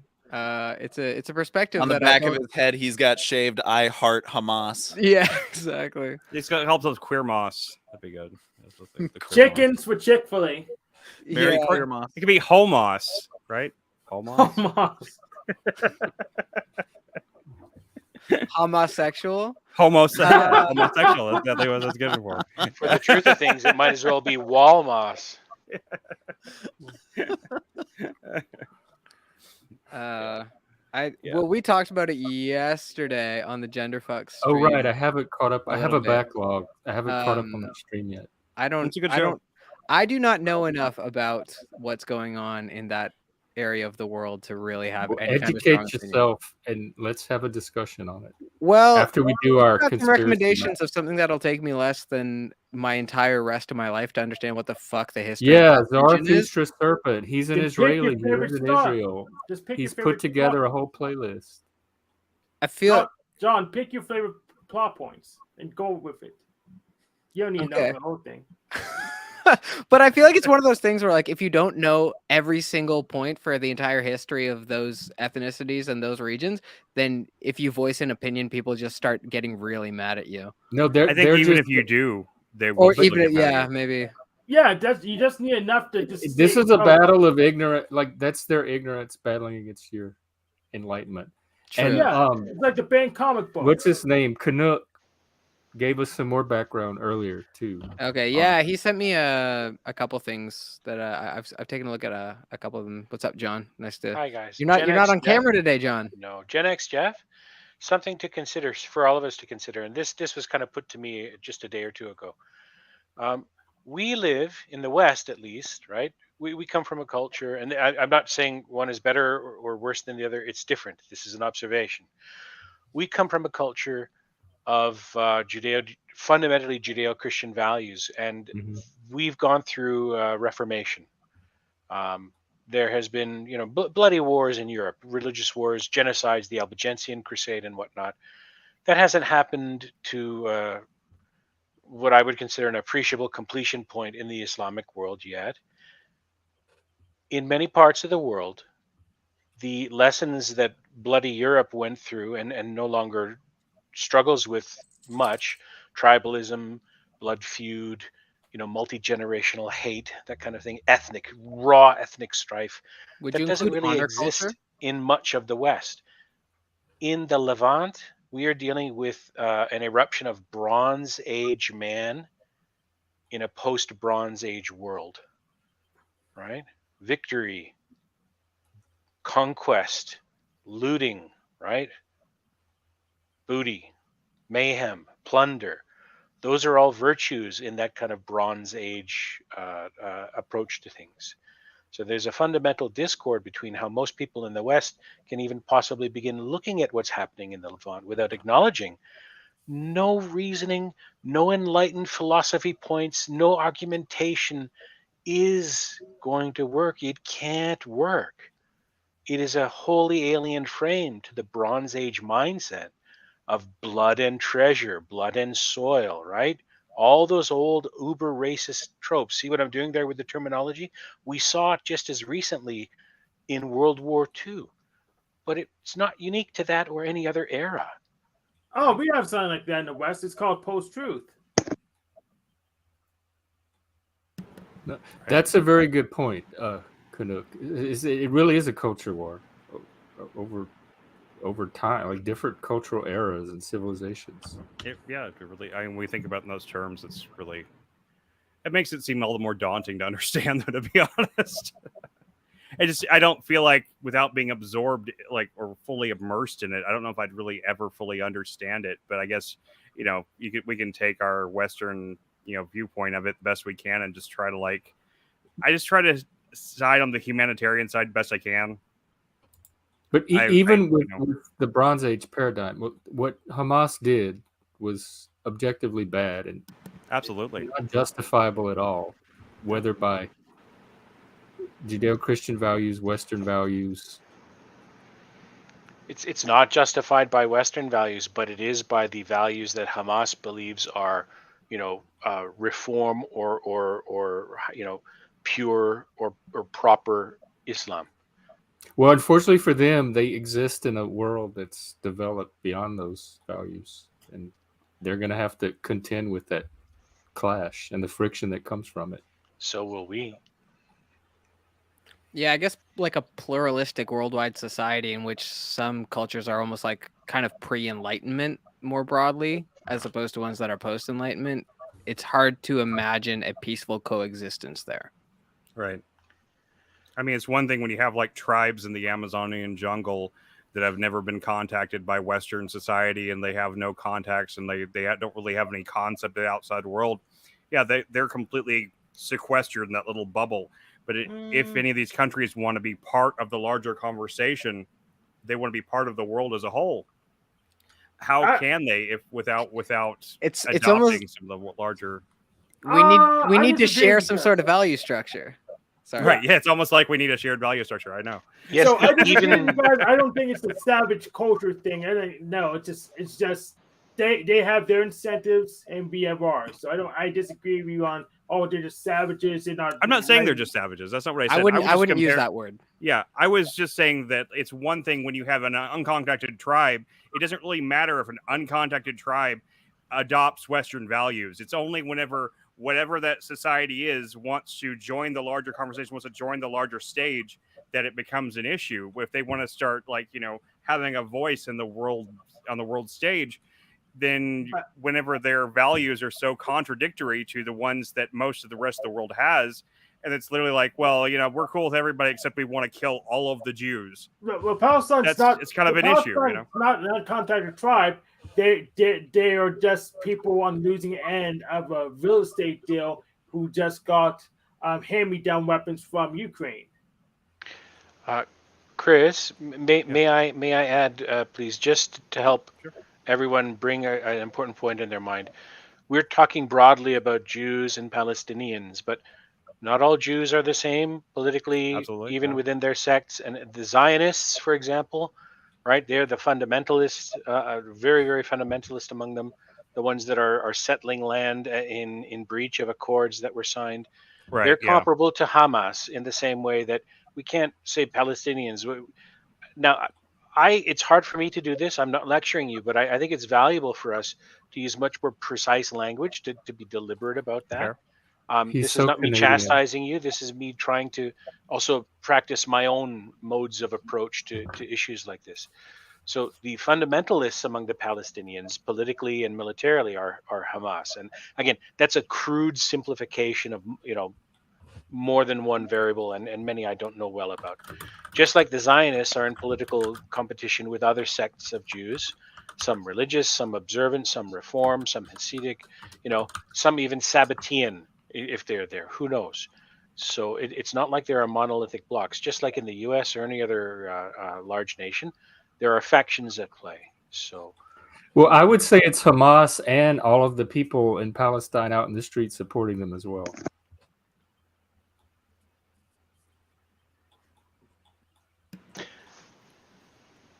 Ultimately, I think the best comment I saw about this was from a Muslim on Twitter with the username Aurelian of Rome. Oh, yeah, I follow Aurelian. Yep, his post was basically, what separates a warrior from a butcher, a freedom fighter from a terrorist? And he wrote, honor. Honor is what separates those two classes of things. And when one side is parading the bodies of innocent civilians around, mutilating them, committing rape and torture and kidnapping, and being openly celebrated for it and lustily saying it will continue until the other side is eliminated from the face of the earth. Now, that's not exactly what he said, but the point was honor is what makes it different. And one side clearly is displaying honor. I'm sorry. Let me correct that. One side is clearly not displaying honor. They're displaying the absolute opposite of honor, right? So honor makes the difference between a warrior and a butcher, a freedom fighter and a terrorist. Both sides have committed dishonorable acts. Just a story you tell about the difference between which side's honor. Just a story you tell about it. So of course, the winner is going to be the honorable one. But honor, according to people with a Bronze Age mindset, not a value judgment, an observation. They didn't use Bronze Age weapons; they used missiles. Compared to people with a post-Enlightenment Western Age mindset, who determines what is honor in that case, right? They didn't attack with swords; they used missiles. Well, he's not saying they use Bronze Age weapons. That's not what he's saying, Hank. I mean, I think Hank is trolling me slightly, trying to elevate things. I'm sorry, add levity to things. Thank you, Hank. Yes. But I actually do not agree. We're post-truth. I do not agree that Hamas has a Bronze Age mindset. It does seem a little bit like there's some truth to it. I don't know, Hank. Hank, would you consider any faction or terrorist group or any group in the world today to have a Bronze Age mindset? No, Okay. I wouldn't. Okay. Not even But ISIS. Most of them are Abrahamists, though, but I would not say they're Bronze Age mindset. I do not equivocate. It doesn't make sense to equivocate them to me. Would you consider there to be large groups of people who you would say like aren't using like Enlightenment values? No, I don't. I think Interesting. pretty much the alarm's gone around to everyone. It's just people has a different opinion about how good it is. So Well, okay. When we say the Enlightenment, but they say, well, this value I don't like. I like this value instead. So people pick and choose what they like, and we organize into our own selves based on our own preferences. And the way that you're framing it, it seems like most people in the world at this point have had the chance to, evaluate the value of Enlightenment frameworks of the world, and they either reject it or accept it. But everyone's kind of been given that option, and some people choose to take it, and some people choose to not take it. Yes. Is that fair? Okay. Yes. It looks like Anton and Hank are about to leave, so I want to thank you for coming and thanks for having me on. I'm looking forward to the next time I can come on here. Nice anytime, man. Like we stream all the time, so you should come on anytime you can. Sometimes twice. Yeah. We're gonna be doing. Are we doing a movie tomorrow, Jeff? We're doing we're continuing True Detective. Best show ever. If anyone wants to come and are we going to talk about it afterwards, or are we going to do just the movie? I mean, we can talk about the series after we watch all of it, but we don't have to talk about each season episode. 1. Yeah, season 1. I think that's absolutely one of the top 10 TV shows ever made. Me too. Absolutely. It's probably my favorite. Yeah, we watched the first 2 last week, so we're going to continue with. I watch it at least once. I think we should talk about it afterwards. That's the fun part. Well, I don't want to spoil it for the people because it's a series, and if we talk about it, there's the potential to. Well, it's too good of a show to spoil. If somebody were to watch it after the show discussion about the series, having not seen it, then that's kind of their fault, isn't it? Yeah, but they might be tuning in for other reasons than I don't want to. It's balancing the experience of watching our stream, right, versus skipping that particular episode because you don't want to be spoiled. And I think it's better to talk about it as a unity after we see the whole thing. And what show is it? True Detective. True Detective. Okay. True Detective season 1. Anton, have you seen it? Is that the one with Matthew McConaughey? Yeah. If you haven't seen it, you absolutely must. Okay, I have not seen it yet. I've been recommended it though. And if you ever want to watch best season of TV, it's the best season of TV. Okay. Better than Avatar: The Last Airbender? I don't believe it. I haven't seen that yet, so maybe I'm. What is it? Avatar: The Last Airbender. I would also say Mr. Robot season 1 is also right up there. At the IMAX. For a single the She-Hulk premiere was right up there too. Not the Blue Space Cats, whatever they're called. Purple Space Cats, the other one. What show did you say, John? Avatar: The Last Airbender. I'm being a jerk. Purple Space Cats. Okay. Avatar. I'm being a jerk. I'm sorry. But no, it's fine. Friday we're watching that Charlie Kaufman. Okay. I'm thinking of leaving you or something, and we can do a discussion on that afterwards. Okay. Have you guys seen that one? I'm thinking of leaving you. It came out. No, I haven't seen it.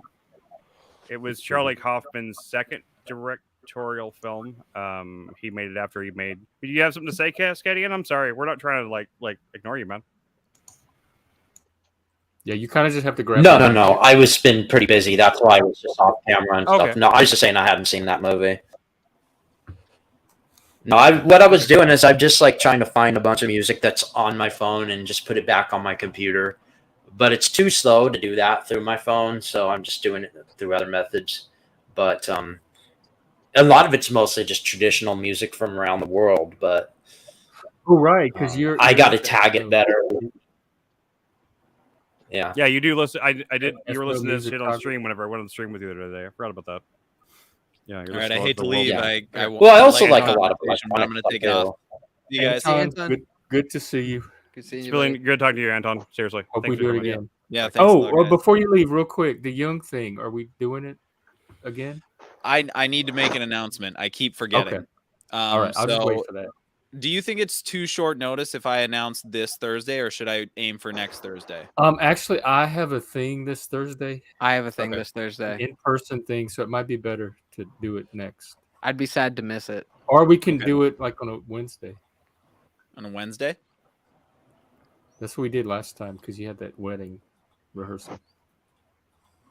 Oh yeah, Well, that's yeah, we right. did, We did. didn't we? Okay. So Okay, either yeah. one, whatever we could do it this Wednesday, or we could bump it out to next Thursday. Yeah, let's go for next Wednesday or Thursday. Do you think? Okay. Okay, Pick one of And those. just let us know what to read or what the topics will be. Pick one I if you I make it want to different. talk about alchemy and individuation, but I don't want to narrow it down to just one, and because it Okay. seems like it's better if we just kind of have a topic to start out with, and then we go from Yeah. there. Yeah, I think so. Okay. Enjoy the rest of Okay. the conversation, guys. Thanks for having me. Thanks, man. Thank you. Thanks for coming. Bye. Yeah, thanks for coming. And Hank, Anyway. you're off too. Yeah, I'm glad I do not go by John here because it's too many of them. There can never be too many Johns. It's like a Yeah, public yes, they public can. washroom. I mean, when I use my actual name, there's like 3 different famous people. Oh, with right, you're a different John names. too. I forget. Sorry Yes, if I yeah, offended you. John Lewis, but there's like 3 different famous people with my name, so I'm glad I picked easier Well, to say, give a name to annoy the atheist, and there's no contradictions. So the atheists have a stupid joke using the word Hank, so that's why I took the name. Oh, okay. Nice. I didn't know that. I thought that was actually your name. I had no idea. Yeah, that's because you haven't been on the Monday men's group. So I've only been a couple of times, but yeah, I couldn't come earlier tonight because of the fact that my daughter she hasn't been feeling well today. She had a fever earlier, so I was getting You her were down being to a sleep, dad. so- yeah, I was being a Damn. dad. all right, you're doing your job. Okay. All right. Well, we'll see you Yeah. on the next one, whenever. Yeah, see you whenever. We'll, Yeah, we'll see do you it now. tomorrow. And Yeah, John, probably the other John, Canuck John. Well, we have 2 Canuck Johns. The new John. Call me Nodge. Yeah, Nodge, John okay. backwards. Nodge. Yeah, don't worry. Whatever you typed in the chat. It looks like more like No J. There's no No J. rule. This is kind of a. I thought the free-for-all. She-Hulk thing was really funny. Fly by the seat of your pants thing. So don't worry about disrupting because there wasn't Yeah, anything to definitely. disrupt. No, you you've were been fine, and I really you- appreciated your contributions. Yeah, you've been extremely informative, John. We really appreciate it. Both Johns, for that matter. I think. I haven't been very informative. It's That's like- okay. And most of it, like half of us are autistic or neurodivergent, so you can't always go by our body language either. Definitely don't go by mine. Okay. I pay attention to body language and so on. I'm trying to think, what could I be seeing here? And again, from an observation perspective, not from a judgment perspective. I got quirks people look at me sideways for. So, yeah. no judgment involved. I'm far beyond that, as most people grow to be. But yeah. Well, next time you got to come on camera. You have a really cool camera. You have a really cool background for your video thing. I thought it was pretty cool in the Discord the other night. That was just random. That Really? weird kind of That was awesome. kind of like Fallout Pig or something in the back. I don't know. It looked cool. I don't have a I used to have a whole green screen set up and everything like a long time ago, so I don't have any of that shit anymore. So I just have like the one little webcam on this laptop. So I don't have any of like I used to have a bunch of fancy equipment I used to use. So I never really did anything with it. So Yeah, there's so much is going on. It's like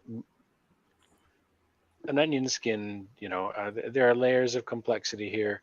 Donald Rumsfeld years ago, I think, talking about terrorists, said, we have known knowns and unknown knowns and unknown unknowns and known knowns and unknowns that we don't know. Some fucking gibbity gook about that. I remember that quote. I remember that. I mean, there are some things that we just don't know that we don't know. Yep. Right. And there are forces in play, whether they're, sociological or collective unconscious based or some kind of hybrid egregore that arises out of that, or actual, machinations of whatever trope you want to throw in there. Just call it human nature. Jesus, I rambled and I forgot where I was going to go. Bloody hell. That's me all the time, man. I can never remember That's where one of I those started. unknown unknowns. Yeah, an unknown unknown. So there are forces at play that we'll never actually really be able to fully understand, other than through vague sense impressions and absences and presences, that we sense, like an ant trying to watch the I Love Lucy show, right? There's no way it's going to comprehend much other than heat, sound, light, vibration, right? We can sense that of whatever titanic forces are in play. And this All is we just can the hope to do human is world. moderate them, right? Sure. Yeah. In a lot of ways. Yeah. Welcome to a global society. So how was your session earlier, John? Did it go well? Did you get some writing done? Get some new tracks laid down or anything? Yeah, I got some good work done. Made some good progress on a couple songs. It's always kind of a just step by step, slow process getting a song from completion, from inception to completion. Well, your stuff production wise is on such a high level. I bet you really do spend a lot of time like refining it and everything. Everything I've ever put out on my SoundCloud was like the first take. Well, I appreciate you saying that, and yeah, it's a lot of like. No, your stuff is super really polished, tight, man. It's heavy even your joke stuff editing is and super stuff. polished. Like I mean, even the Maid song is like one of the most polished things I've ever heard on the SoundCloud. I mean, seriously, your stuff sounds like it would be sit right alongside any mainstream radio type of level of production. Yeah, I don't think it I'm sounds like surprised that. you're not more of a pop star than you are. Yeah, seriously. And your videos are top. They're right up there with. Maybe it's because I talk about controversial topics on the internet. It might be. I don't know. If that's Unfortunately, I don't know. Like, I think it's just one of those things. You just need the right viral moment to break out, and you could be the next Doja Cat. Maybe it could be the not the gender fucks, the whatever the show's called, the extreme theme song. Maybe that's what it would take. I was working on the Gen X Jeff theme song today, actually. So really? Wow. Okay. Once I've got something for you, I'll send it over. It's still that's still early stages, but I wrote a song during COVID. I took a songwriting workshop. In fact, that's how I learned to Zoom. Okay. And I have the lyrics for it, but I've never set it to music. So I want to play around with that one day. I can't wait till I have the ability to collaborate with you more. Yeah, that'd be great, man. That's awesome. Yeah. So how did we didn't really talk any about how your retreat went. I know you mentioned something on Discord earlier. You said that it made you want to talk about collectivism versus individuality or something like that. Yeah. I forgot how much those things were. Like I was sleeping all day. In fact, I'll probably go back to sleep after this. I need a whole day to recover. Yes, I'm not a collectivist. and the culture, and I've always taken individualism for granted as like the default American mode or value.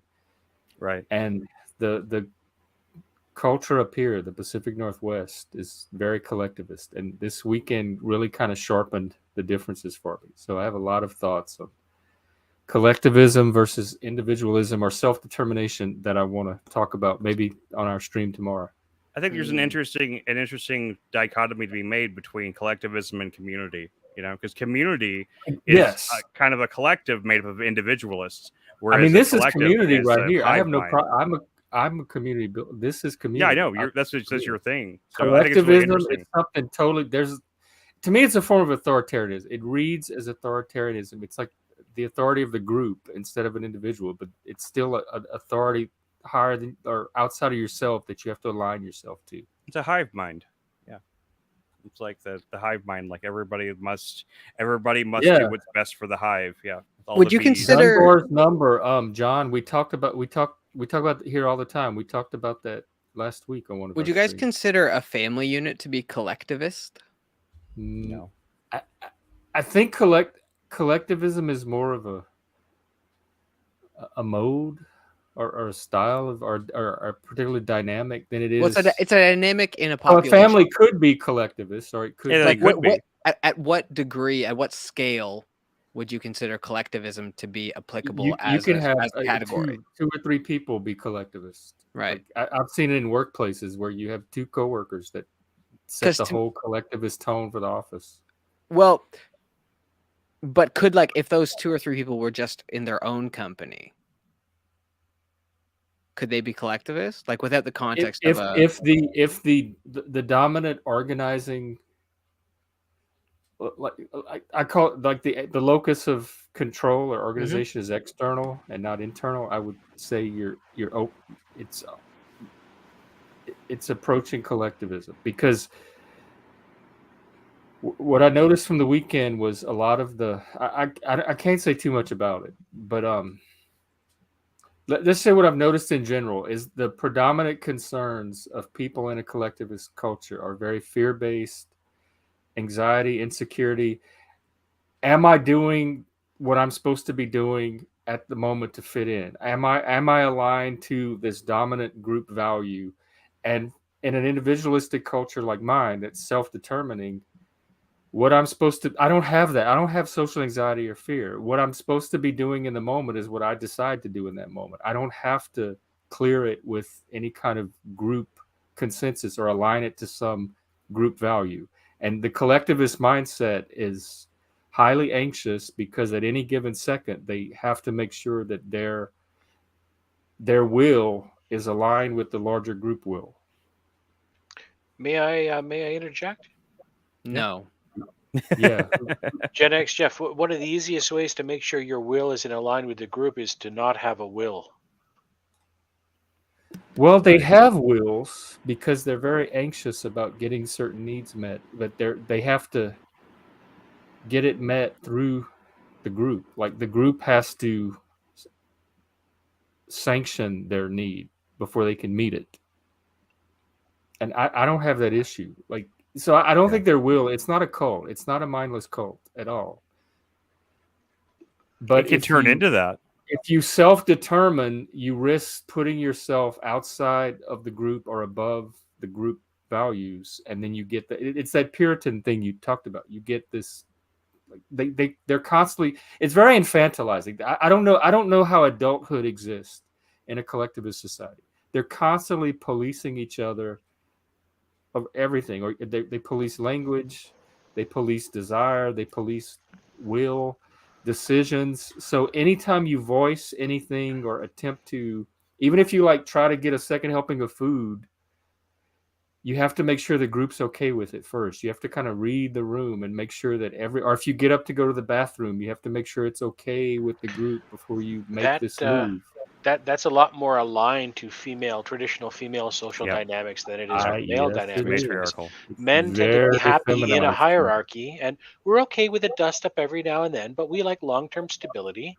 And when there's a real big fight, it's a fucking mean fight. And we learn from that. That's why we're happy with a pecking order, because we know through the direct power and consequence of violence, which impacts, your genetic heritage if you're not around to breed.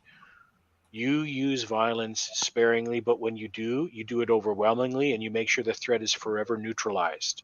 And those two forces balance. Right now, we're seeing that more fear-based approach emerge. Yes, and it's particularly strong up here. And violence is any form of excitation it signals violence to them. So if you're just slightly too emotional, or your tone of voice is slightly out of a comfortable range, it reads as violence or potential violence, the threat of violence. So everything's kept at this kind of comfortable, safe, sanitized, flat level to me. And almost anything else you do that is politically expedient to be called violence becomes called violence. That's also the caveat. It's violence when it's violence, and it's violence when it's not. It's violence when you challenge us. It's violence when you go against the collective thought. When you misgender somebody. Safetyism is a high, like this collect. Everybody's responsible for keeping everybody else safe, emotionally safe, psychologically safe. It's a group. It's a collective effort. That degree of safetyism, of collectivism, is antithetical to foundational Western Judeo-Christian values. Well, that's what it seems like. That's not an opinion. That's an absolute fact. It's like saying, it's just true.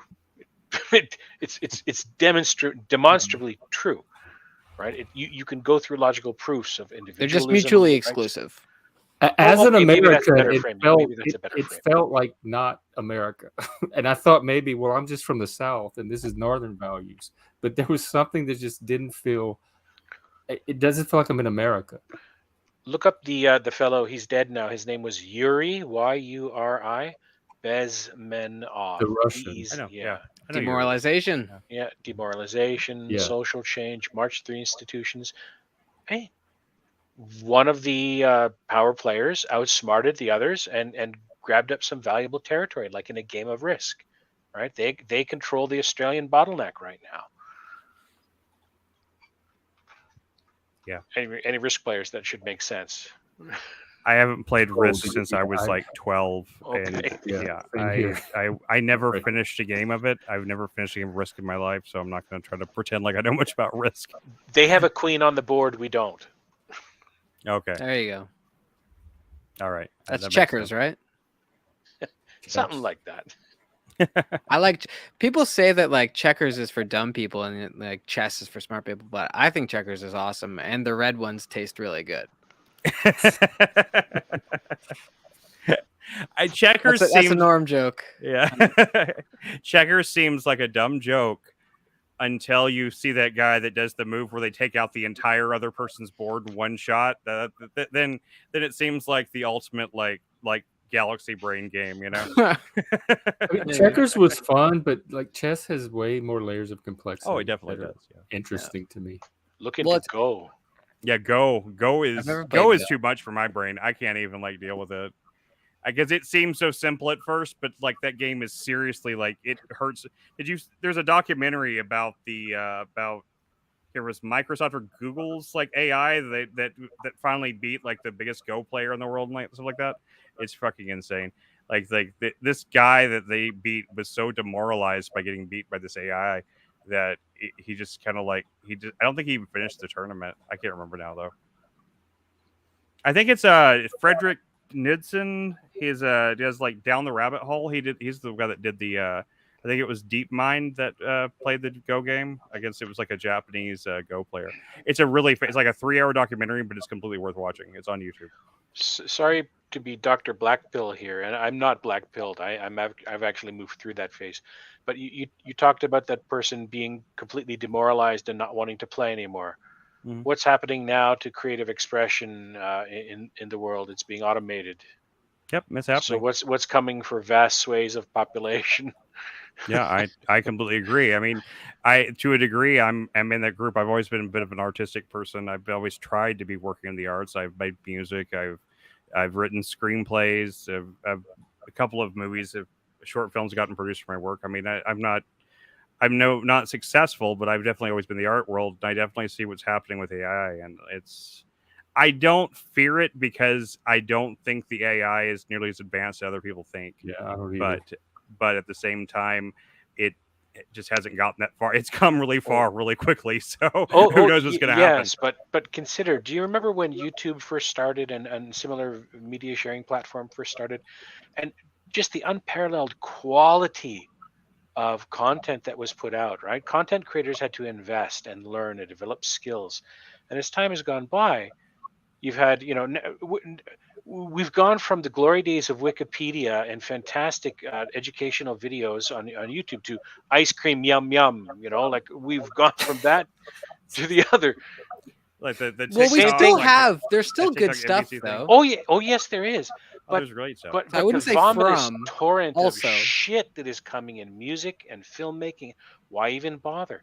I mean, we want people to be inspired to do things that are culturally, I guess, relevant or somehow aligned with the I think continuity the of our Barbie culture. movie put all that to rest.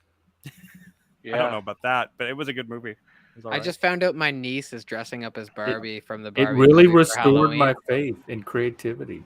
and it made me want to die. Have you seen it, John? It's really not bad. It's not I what you saw think it. it is. No, John, it is the best movie out of Hollywood in it's- like it's at least a anti- decade. It's man-hating trash, and I No, can't it's tell if not. you're being It's genuine really or not. It has no. It subverts every message you could possibly bring to it. I think they accidentally It- had some positive messaging in there, but for the most part, I wouldn't show it to my kids if I had kids. Well, like even absolutely- the big depriving them of man-hating great art. speech no, I applies to think- men as much as it does women, with almost no I'd be changes. curious to talk more about it actually. We did a whole stream on it after we watched it. Because I totally disagree with I, you. There, I but- I think we Have yeah you we seen? should You definitely haven't do seen that. it though, so Yeah, I saw it in the theaters. You're disagreeing out of ignorance. No, he saw Me? it. I Oh, saw you it. did see it. Me and my Oh, He did girlfriend see it. went. Yeah, he did see it. Yeah, Oh, okay. it was horrible.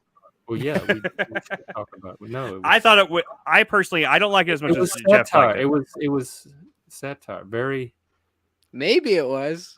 well done. It felt biting genuine satire. to me. It satirized every frame. It was satirizing some movie, some cultural reference, some political reference. I'm gonna have to watch it 4 or 5 times to catch all of the little nuances of the satire and irony that it was packed into this movie.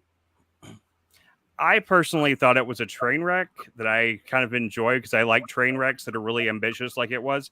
I think that it failed at doing anything in terms of indoctrination because it constantly undermines its own points to the point where it might be that's satire. the art of it. It wasn't trying to have a message. It was trying to undermine. Plus, I think it was Mattel, like they had this team from Mattel that was making sure it aligned with what Mattel wanted. So Mattel wanted it to be all things to all people. Right. Like it didn't want any controversy. John I can't and believe it made money. Chris, I suspect that what Gen X Jeff sees in the Barbie movie is what a lot of people see in Norm Macdonald's comedy, and I not everyone can see it.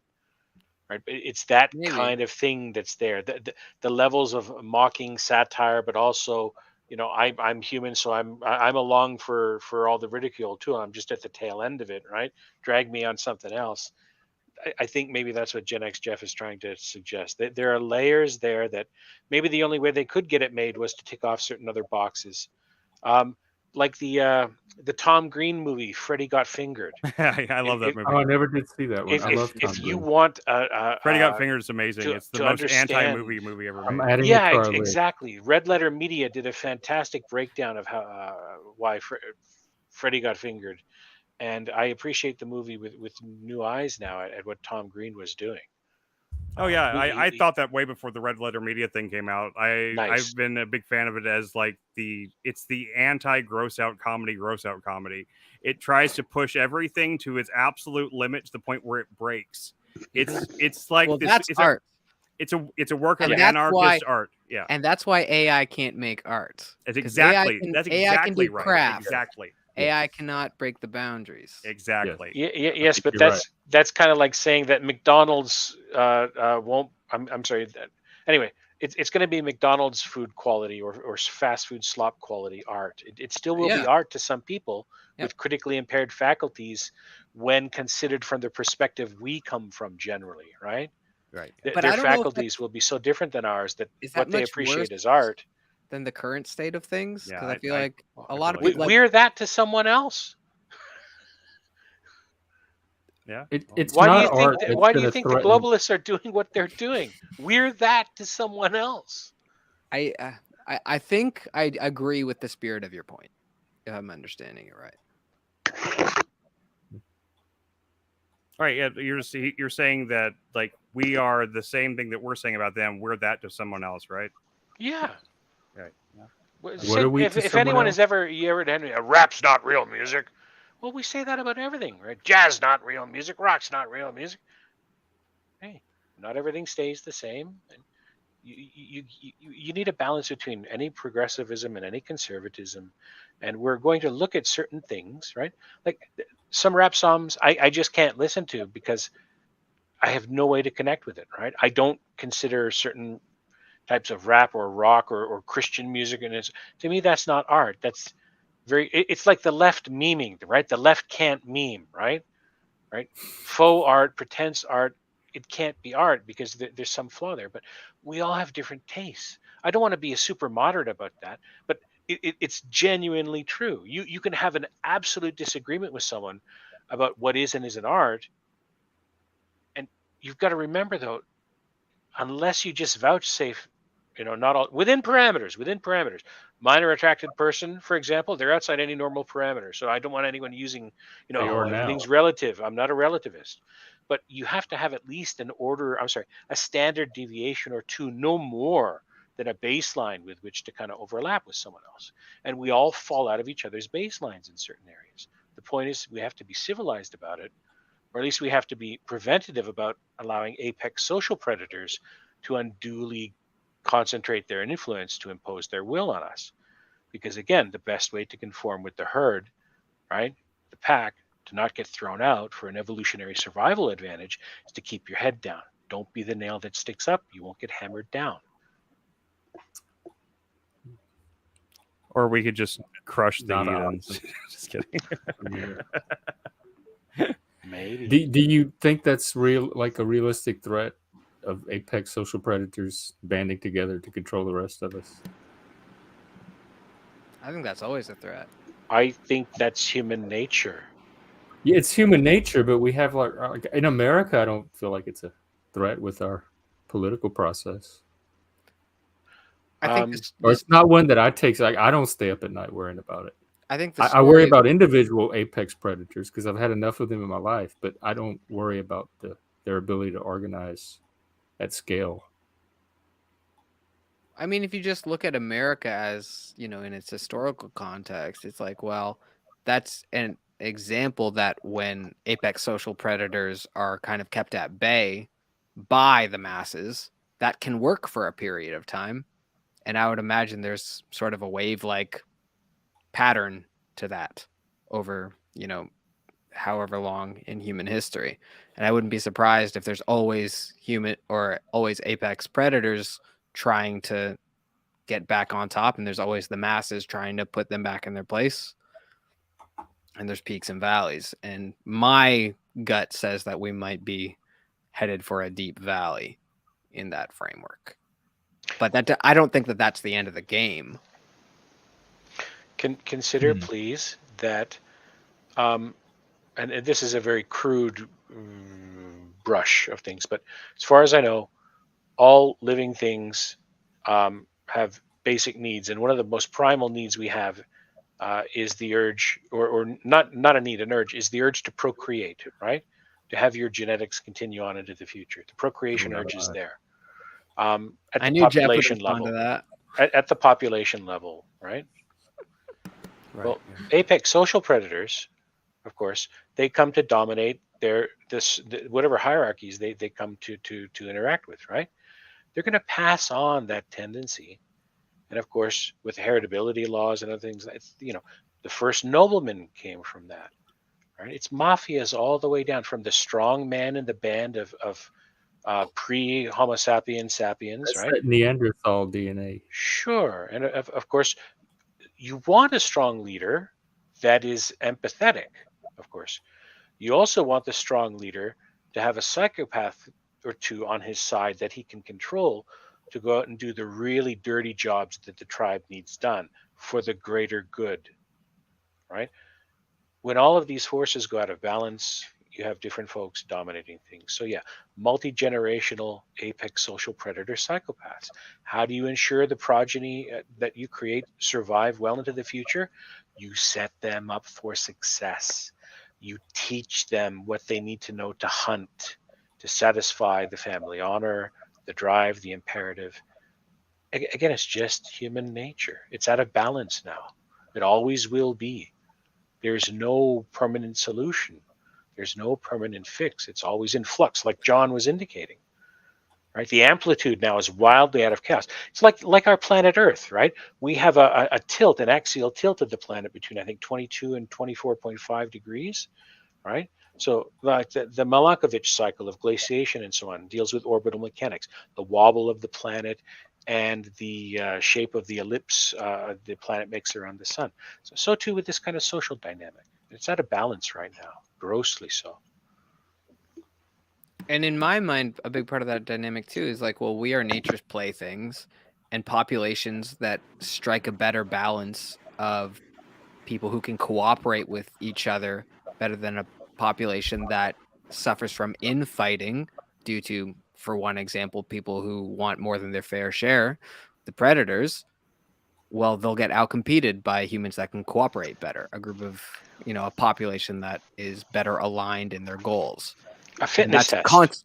In many ways, humans as a super organism, it's a fitness test. Mm-hmm. And so that's in my mind, I'm very like white pilled on that, because like, you see these like crazy elites trying to consolidate all this power. It's like, well, you can't beat nature, and groups of humans, assuming that there will be groups of humans that are allowed, as long as there's not global domination, that are allowed to cooperate the way that humans that aren't anti-cooperative in the way that a lot of these elites are, well, that eventually over time will correct, because that's it's a better fit for how the world works, and it'll just go in waves. Yeah, I'm just saying, I'm white pilled on that too. How do you game that system, though? Right? We're discovering now how to alter human DNA to perform self-directed evolution.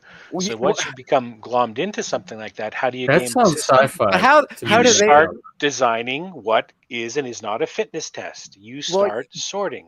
If you can, to the degree you can. But how much do we understand what actually is of value in the human genome? That's why one of the things that I'm so interested in eugenics is like, okay, well, you're going to change the things that you think are going to help, but you don't fucking know that that's going to help. Sure, you're right. Right? And so God help you if you affect somatic cells and you cause epigenetic, like multi-generational epigenetic change. And even if it's not obvious immediately, maybe in a generation or two, the things that you change is like, well, now your lineage gets outcompeted because of the thing you changed. Right. Now, John, imagine this. Yeah. Right? Consider when the stealth fighters were first basically started being designed, I think in the late 60s, right? That's how the project was initiated. It grew, evolved. That's like, 60 years ago. So now think to genetic engineering and our knowledge of whatever, not whatever. I mean of genetic engineering, biology, and that kind of stuff. Imagine if you could disperse a product to a population of people that overall at the population level causes mortality. Let's say I'm an evil supervillain. I am a Nietzschean Malthusian. Right, I believe I should impose my will on the future as best I can. I'm fit for that, right? This is fitness. Yep. And I want population reduction, let's say, for a goal in a novel I'm writing, and I have my evil Bond villain disperse a product that causes an increase in mortality in this generation.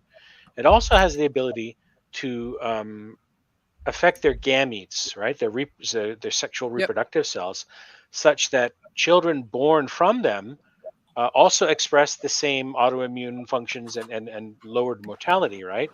And reduced fertility that is amplified as they get mated together because of how we know genetics works. And let's say that's a Bond villain in an upcoming movie, right? That's you imposing your vision of a fitness test on the future. It's already been a TV show to do it. Yeah, it has been one. The show Utopia, the British show, is exactly what you just described. Oh, that's the one you said we should that I started watching. Have you seen that show, John? It was too creepy. Utopia, the UK version, not the Amazon remake. Watch it. It's absolutely 100% worth watching. It's one of the best things ever made. Period. We could do it as one of our series. I put it above True Detective. Wow. Yeah. Well, maybe after we finish True Detective, we can. And I love True Detective. I'm watching with other people. Maybe I can sit through the creepiness. It's very creepy, but it's exactly about what he just described. I mean, he just described the exact plot of that, and it came out 6-7 years before any of the COVID stuff or anything happened. Very similar to that movie that Steven Soderbergh made that it seemed like they based the template for the pandemic on. But I'm not thinking it's a conspiracy. It's just really weird how that movie predicted the exact vector, including it being a bat that infects the first person in China. I'm not sure it was Wuhan, but it might have been Beijing in the movie, but it's very, very close. Well, I have to pee, so Makes y'all you keep wonder. talking, and I'll be right back. Yeah, sure. Did you hear about the movie? I think it was Contagion.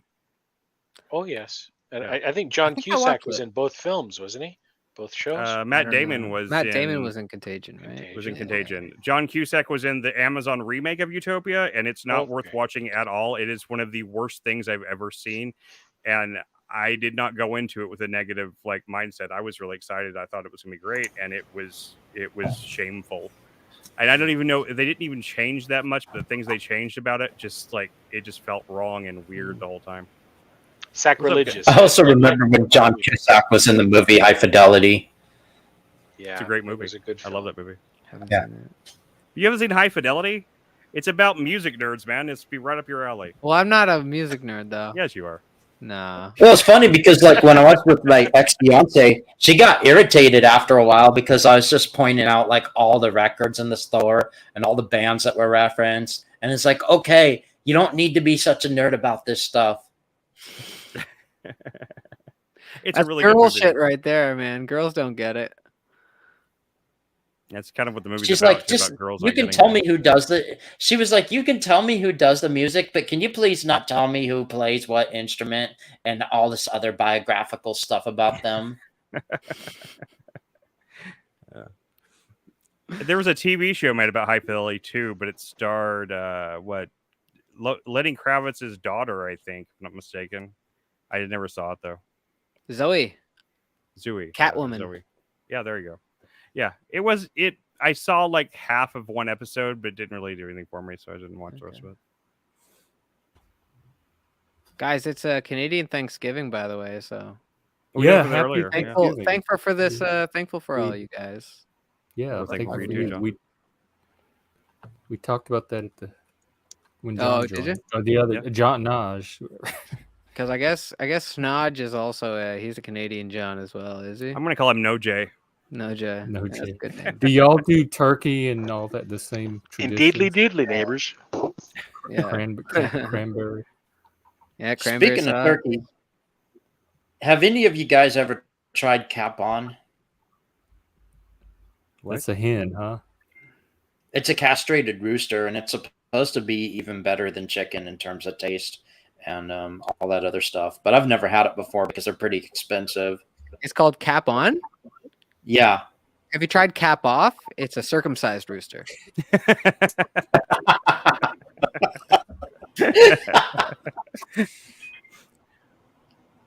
Yeah, I've never heard of that before in my life. That's the first time I've ever heard of Cap On before, so I have no clue.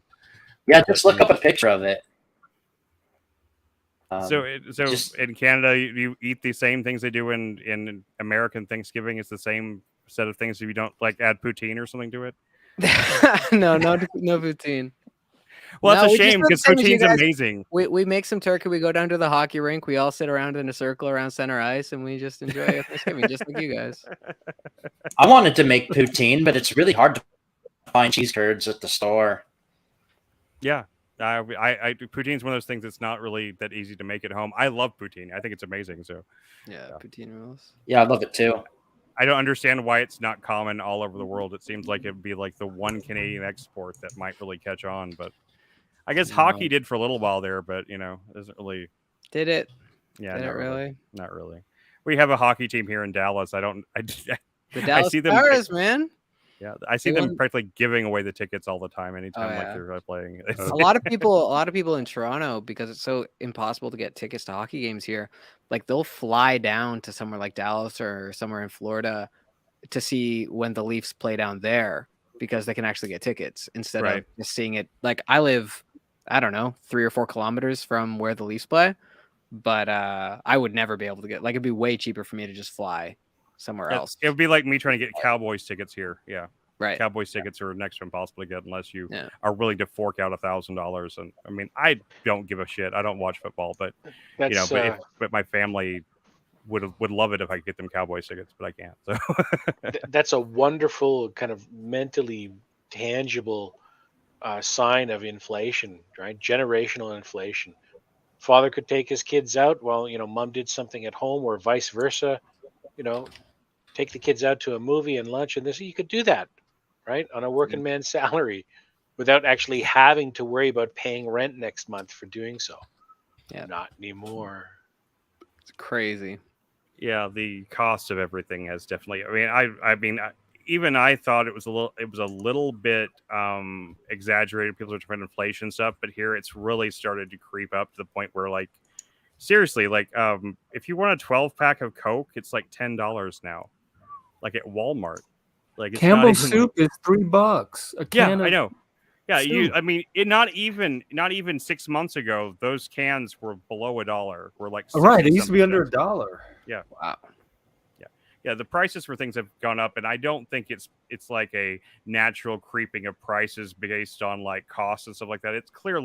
They're clearly gouging people. It's a big conspiracy. I'm saying it's a big It is conspiracy. actually. It is, Chris. It is what they're actually doing now. They're talking about in Canada is quote freezing unquote grocery prices. Right, the government to help citizens fight inflation. We're sending billions of dollars overseas. Never mind our own mentally ill and our drug addicts and our senior citizens that died in their own feces of thirst and hunger in elder care homes during lockdowns.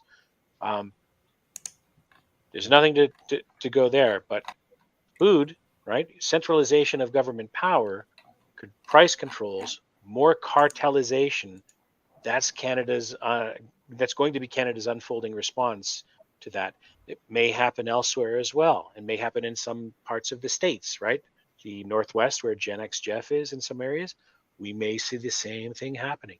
It's one more government take care of me step. Right? Yeah. One more centralization step. We'll help you with inflation. Meanwhile, billions of dollars are going to non-national interests, right? No. Anyway, it's there. It's involved. It started during. I noticed it during COVID, but they said it was because of the shipping supply, like the logistics. That's what they said. The shipping. But they've Because only of the pushed Russians, blame Putin. Yeah. It's definitely not because every country printed like trillions of dollars during COVID. That would have nothing to do with prices going up. That's and for that we sure. continue to print them to send them overseas to Ukraine right now, so they can send weapons to Iran so that they can invade. Yeah. So yeah. I mean, it's not a conspiracy. It's just like the chain. It's the chain of how things go. It's just like it goes, like money goes from here to there, and then those things end up here, and I mean, like it can be traced. It's just ridiculous. Well, I think you're a conspiracy theorist, Chris. Sure, why not? I'm insane, so. Thank you for the high praise. Exactly. I'd rather be that than a coincidence theorist. I mean, you'd figure if things were coincidental, at least half the time, or somewhere close to half the time, maybe 35% of the time, things would kind of go in our favor, right? But it doesn't seem to be happening. Remember that time prices plummeted? Remember that time, guys? Remember that time they actually rolled the taxes back like they said they were going to? Yeah. Next thing, fear, right? If you don't acknowledge the problem, it doesn't exist. Consume, right? Go into debt, everything's fine. Oops, apocalypse, your mortgage has just gone up fucking 80%, or it's more than doubled. Take out another loan. My rent has actually doubled since we moved in here 7 years ago. It is pretty crazy. It's actually twice what it was when we moved in here, and my income has only gotten less to zero. So yeah, it's not. Don't you stand with fellow democracy? Don't you want to support them? Don't you want to? What are you, a Putin apologist? Yeah, I guess I am. I guess I'm on Putin's side. He seems like a really strong leader. We should all support Putin. I mean, Putin. Yeah, any man who's willing to take off his shirt that much and be president of a whole country, I mean, come on, he's got to be some sort of heterosexual hero, right? It's all connected simply because human beings are involved in all of these things, and asymmetries of power are involved in all of these things. Sure. And then there are asymmetries of, I guess there are asymmetries of perception or of definitely asymmetries of perception. I feel like that's like a big problem of self-perception. I mean, there are people willing to keep their head in the sand for whatever reason. I mean, I know people who submitted to certain coercive efforts to have products put into their bodies because they had to feed their families, or they couldn't avoid their life would have been unduly made worse by not complying, and now they're being. I just wanted to end lockdown. Me too.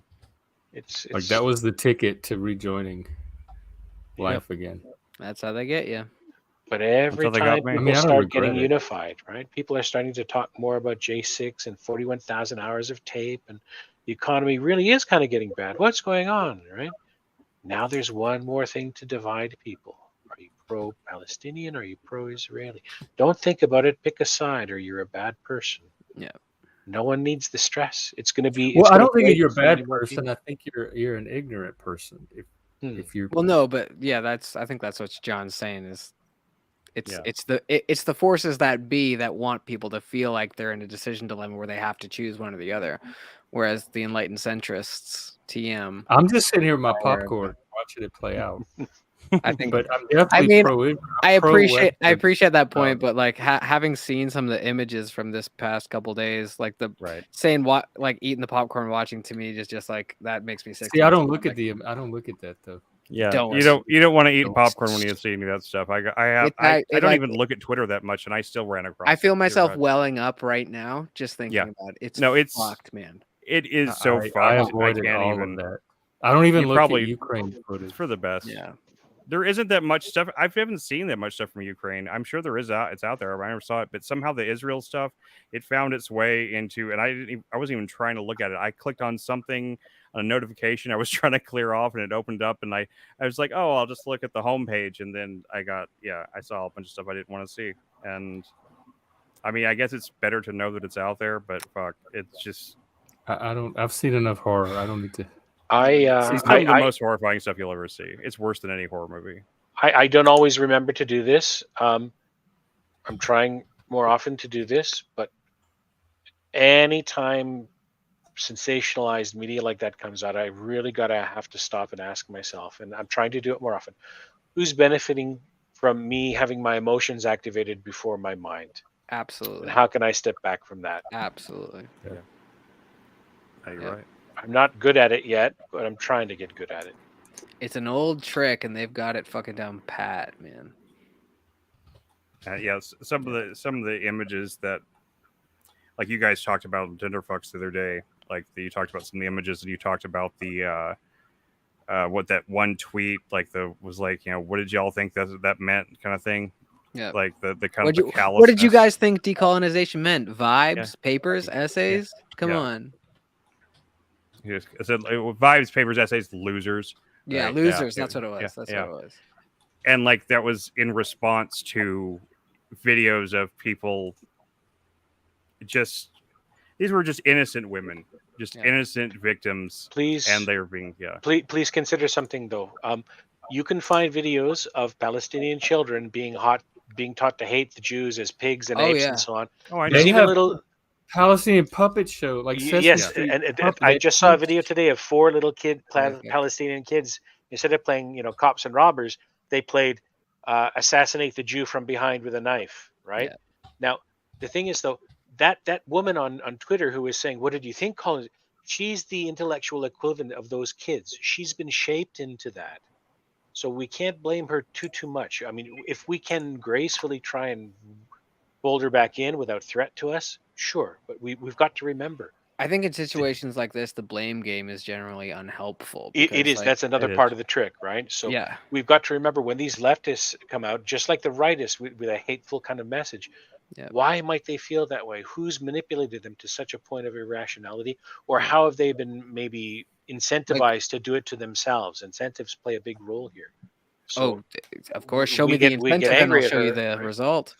We watched a video on the podcast yesterday, a short clip of I guess it was a protest. I don't know if it's recent, but it was of Palestinians and Jews kind of separated by some fencing or whatever, yelling epithets at each other. And it was just that was the thing that came to my mind is you can't really blame these people because all of them have just clearly been brainwashed through their developmental stages to have this contorted view of the world where a certain group of humans are the other, are the enemy. And they're screaming these horrific things at each other, but at the same time, I can't really, I have so much I guess pity is probably the word for them. Cause I don't really blame them because I don't really think that anyone would there's a vanishingly small number of people who would act or think that way without severe brainwashing. And like, I you just don't look at think these people and that's severe, just not severe brainwashing. No, maybe all that's you too would strong a all word. you would need but is and that some could have been me. brainwashing and incentives, right? That could have been Right. me if I was born in those circumstances. I could be Exactly, saying those yeah. horrible things. Yeah, Look how that's divided Fuck, people those poor became about people. masks. Just masks alone. Oh yeah. And never mind masks for each other as adults, masks for children when you could clearly Yeah. see it was causing harm. Look how Yeah. divided people became about that. Oh, Right? yeah, We've big been time. primed to our instinct to tribalism has been Yep. primed and stoked, right? We've been primed for this. Absolutely. But we still have agency. We still have. Absolutely. This is where the thing. I don't want anyone to think, oh my God, it's not hopeless. Once you can see a little bit beyond this, and then once you begin being aware of your active, rational mind and your emotions, don't abandon one for the other, but prioritize them, right? They're all tools.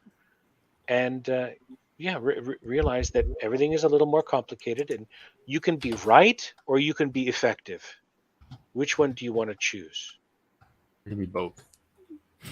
Ideally, yes, but occasionally You usually have to choose. Occasionally, you have that gravy. My cat's yowling. I'm going to go quiet for a little bit. Okay. Well, all I know is that if Canadians and Americans can get along like us, then there's hope for the world. Because I know the bitter rivalry that exists between our two countries. Just kidding. Dude, I'm just waiting until America starts allowing like Canadians to flee as refugees down to your country, and I'm out of fucking here. Dude, there was I guess maybe this isn't a strictly Canadian thing, but today there was, not far from where I live, there was these pro-Palestinian rallies going on supporting the actions of Hamas this weekend. In Canadian? I mean, in Canada. Yeah, Canada. downtown. You did it too. I said Canada earlier. In downtown Toronto, like within, I don't know, probably a 20-minute walk from where I live. Shit. There wasn't anything That's like that after fucking- 9/11, was there? Like people I don't know. supporting ISIS and That's Al before. Qaeda. That's before I was aware of anything. I don't remember it. But that's just so crazy to me that is like crazy. there, I walk. That means that in my everyday life, I walk past or sit on the subway next to, or maybe like transact with in a store, people in my city who support the actions of Hamas this past weekend. And it's like, okay, I don't consent to this. I don't consent to sharing a society with people who share that value. It's like, how do we deal with this? Multiculturalism to that degree does not work. It's like if you found out like, oh, 50% of my neighbors are pedophiles. It's like, oh, okay. Well, I'm not down with that. I'm not going to live in a building where half of the people or even just thought that pedophilia was okay. Right. I'd be like, okay, well, that's not my society. But finding out that there's this many people in my city who believe that this was a justifiable action or that this is to be celebrated, it's just it's very, very disconcerting to me. So Heresy if detected. any of you guys Heresy want to do detected. a green card marriage with Diversity is our strength. me, yeah, diversity is our strength. What did you say about a green card marriage? What did you Yeah, say? if any of you guys want to marry me, so I can get the fuck out of here. I'm sorry, I'm already married, but Hey, man, I don't know. You could use another. I don't live in Utah, so Okay. I don't have the That's Mormon. What infringing on are your the rights. rules for? There's Canadians that live here. What? I need to get a visa. And I mean, it's as like a whole musician, thing. you can't get like a work could visa come for teach working yoga. for- I can. It's really expensive, wow. and I don't have the funds available for me at the moment. But yeah, I'm trying to figure that out. But I could come teach yoga. I could come play my music. Like, Yeah, they love sure- yoga up here in the Northwest. You can yeah. easily find a job. How long do you get to stay? Like, if it's not permanent, like visa, whatever. well, okay. So I know that if you don't have a visa, you can stay in the United States 6 months a year, but you're just not allowed to like have a business or like make money with in the U.S. But if you different visas are different. Like a common one that musicians get is called an O1 visa, which is one I'd be trying to get. And I think you have to renew it every 3 years or so, but it's fairly expensive to get and maintain, and then you can only make money doing the thing that you got the visa for. So if I got the visa as a musician, I wouldn't be allowed, if times get tough, I'm not allowed to start working at a restaurant, or I wouldn't be allowed to make money as a yoga teacher. Like you have to be all in on that one thing with that kind of visa, which is great. And it would probably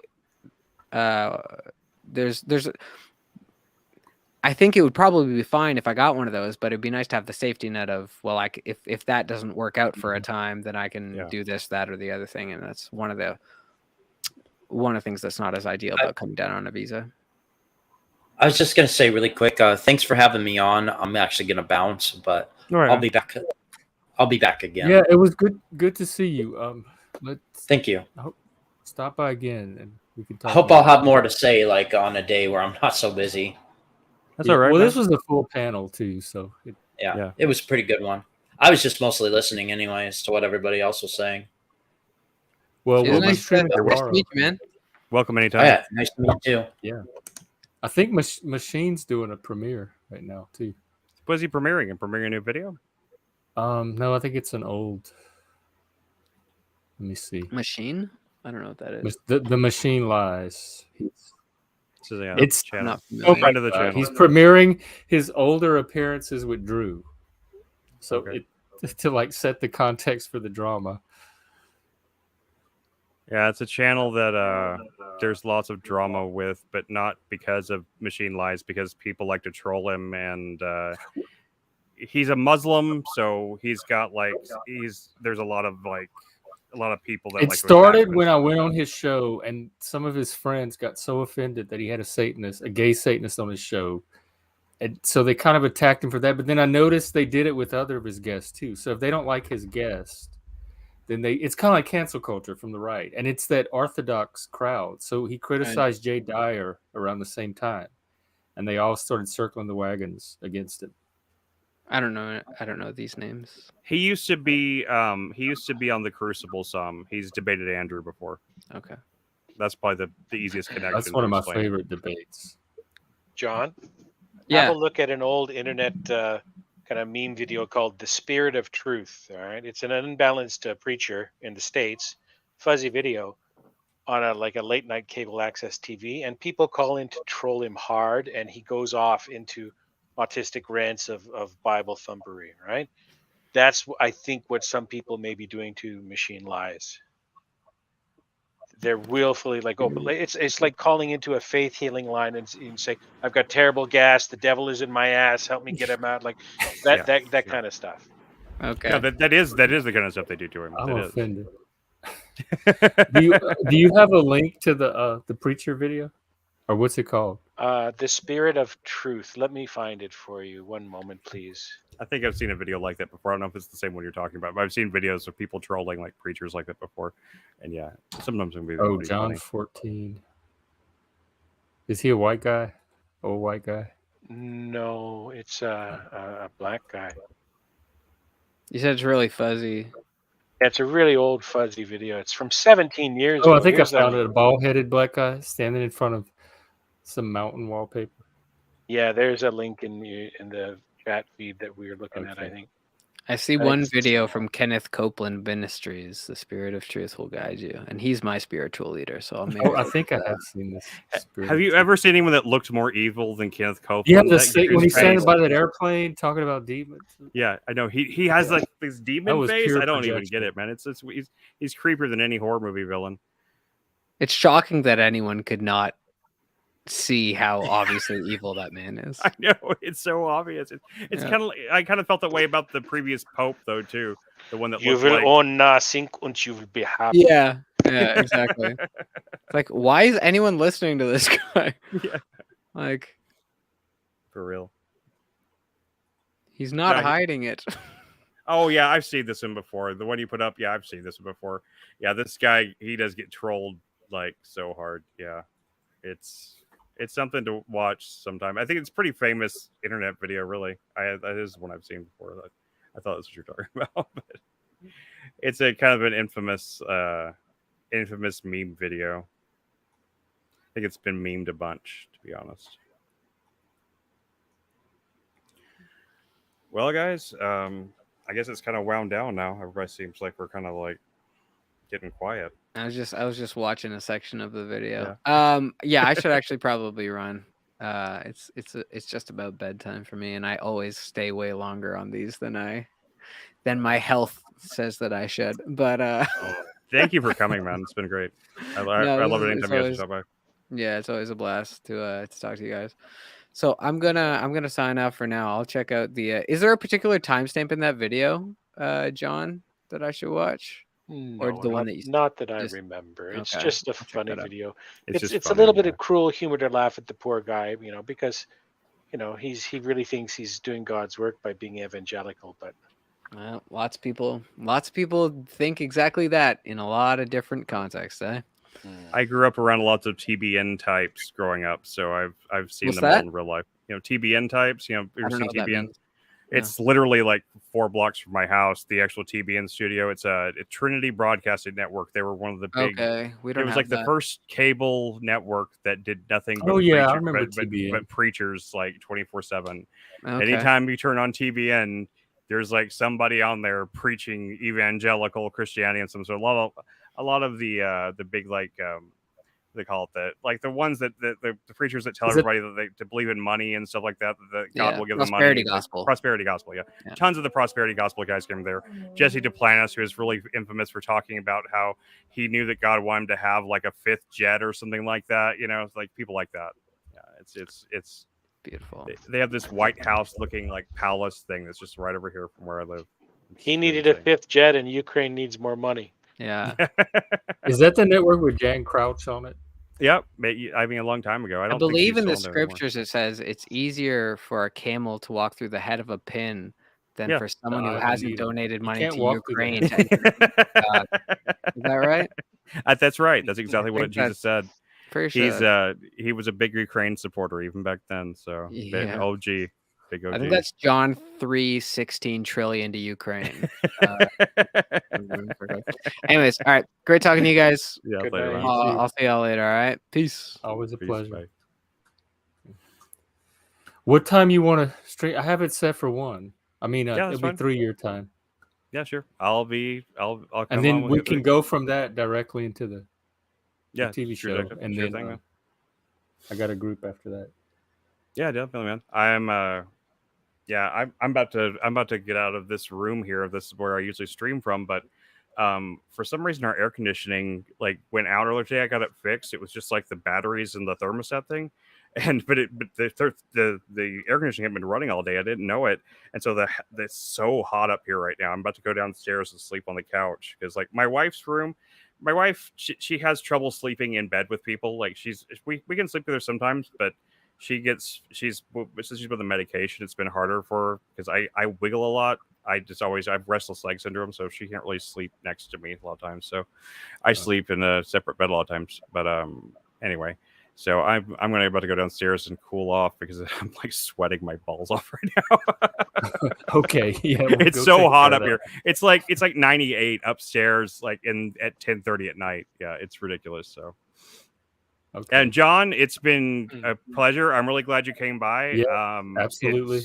You have. Thank you both for having me. I think Nice you're a to meet you. very wise. I anytime. think you're a wise person, and I hope you come back again. Oh, I definitely will. But I'm so sorry, Jeff. You go first. No, go ahead. No, I was gonna say if you subscribe to the channel, it'll show you what times we're streaming each day because they vary. So the easiest way to get notified is to just subscribe. I'm nowhere near as wise as I may seem, and a lot of what I've said tonight, I didn't come up with it, and the people I learned it from probably didn't come up with it either. We all add a little bit to the to the knowledge and the perception. I'm just coming around to the idea in my life now of trying to be a little more empathetic and a little more charitable, but I still have impulses to wrath. There are certain things I'm hardcore Bronze Age on, and I think we need to conserve a nugget of that, but where it belongs, deep in the background, nuclear weapon of ethics, that kind of stuff. There's a time and a place for, that kind of capital response, right? Capital crimes, capital responses. But the more we have of empathy and understanding, what you wish for others, you wish for yourself, because it'll be reflected back onto you. Karma, eye for an eye, all that I don't stuff. know. I don't believe in karma. That'll be an interesting conversation to have, and where we draw that line between wrath and empathy, because I struggle with that too. By karma, but I on don't the mean other side from you. I don't mean a mystical force. What I mean is, if you're brutal to someone else, you're going to radicalize them, and they're going to want to seek revenge on you. So you are incentivizing a cycle of violence with brutality, right? That's So practical you got to be karma. careful about it. I try not to be brutal, but sometimes it's subjective, especially when Yes, it comes 100%, to the 100%, emotional, psychological realm. 100%. Thank you for having me. Thank you for inviting me, Chris, and Gen X Jeff. Thank you for allowing me to ramble a bit. And yeah, I'll pop by every now and we then. love rambling. Hopefully, we see you again. Cheers, everyone. Good night. Good night. Take care. Well, Jeff, I will talk to you in tomorrow. I'll talk to you around 3. Okay, we'll go cool off and sleep well. Yeah, and good luck getting some rest. I know you still need to recover from your weekend. Oh yeah, I don't have any problem tonight. Okay, have a good one, man. Night. Bye. All right, bye. Okay, that's it for. It's good to get back into streaming after 4 days away. So we'll see you tomorrow. Take care and get some rest too if you're on our time zone. Okay, bye.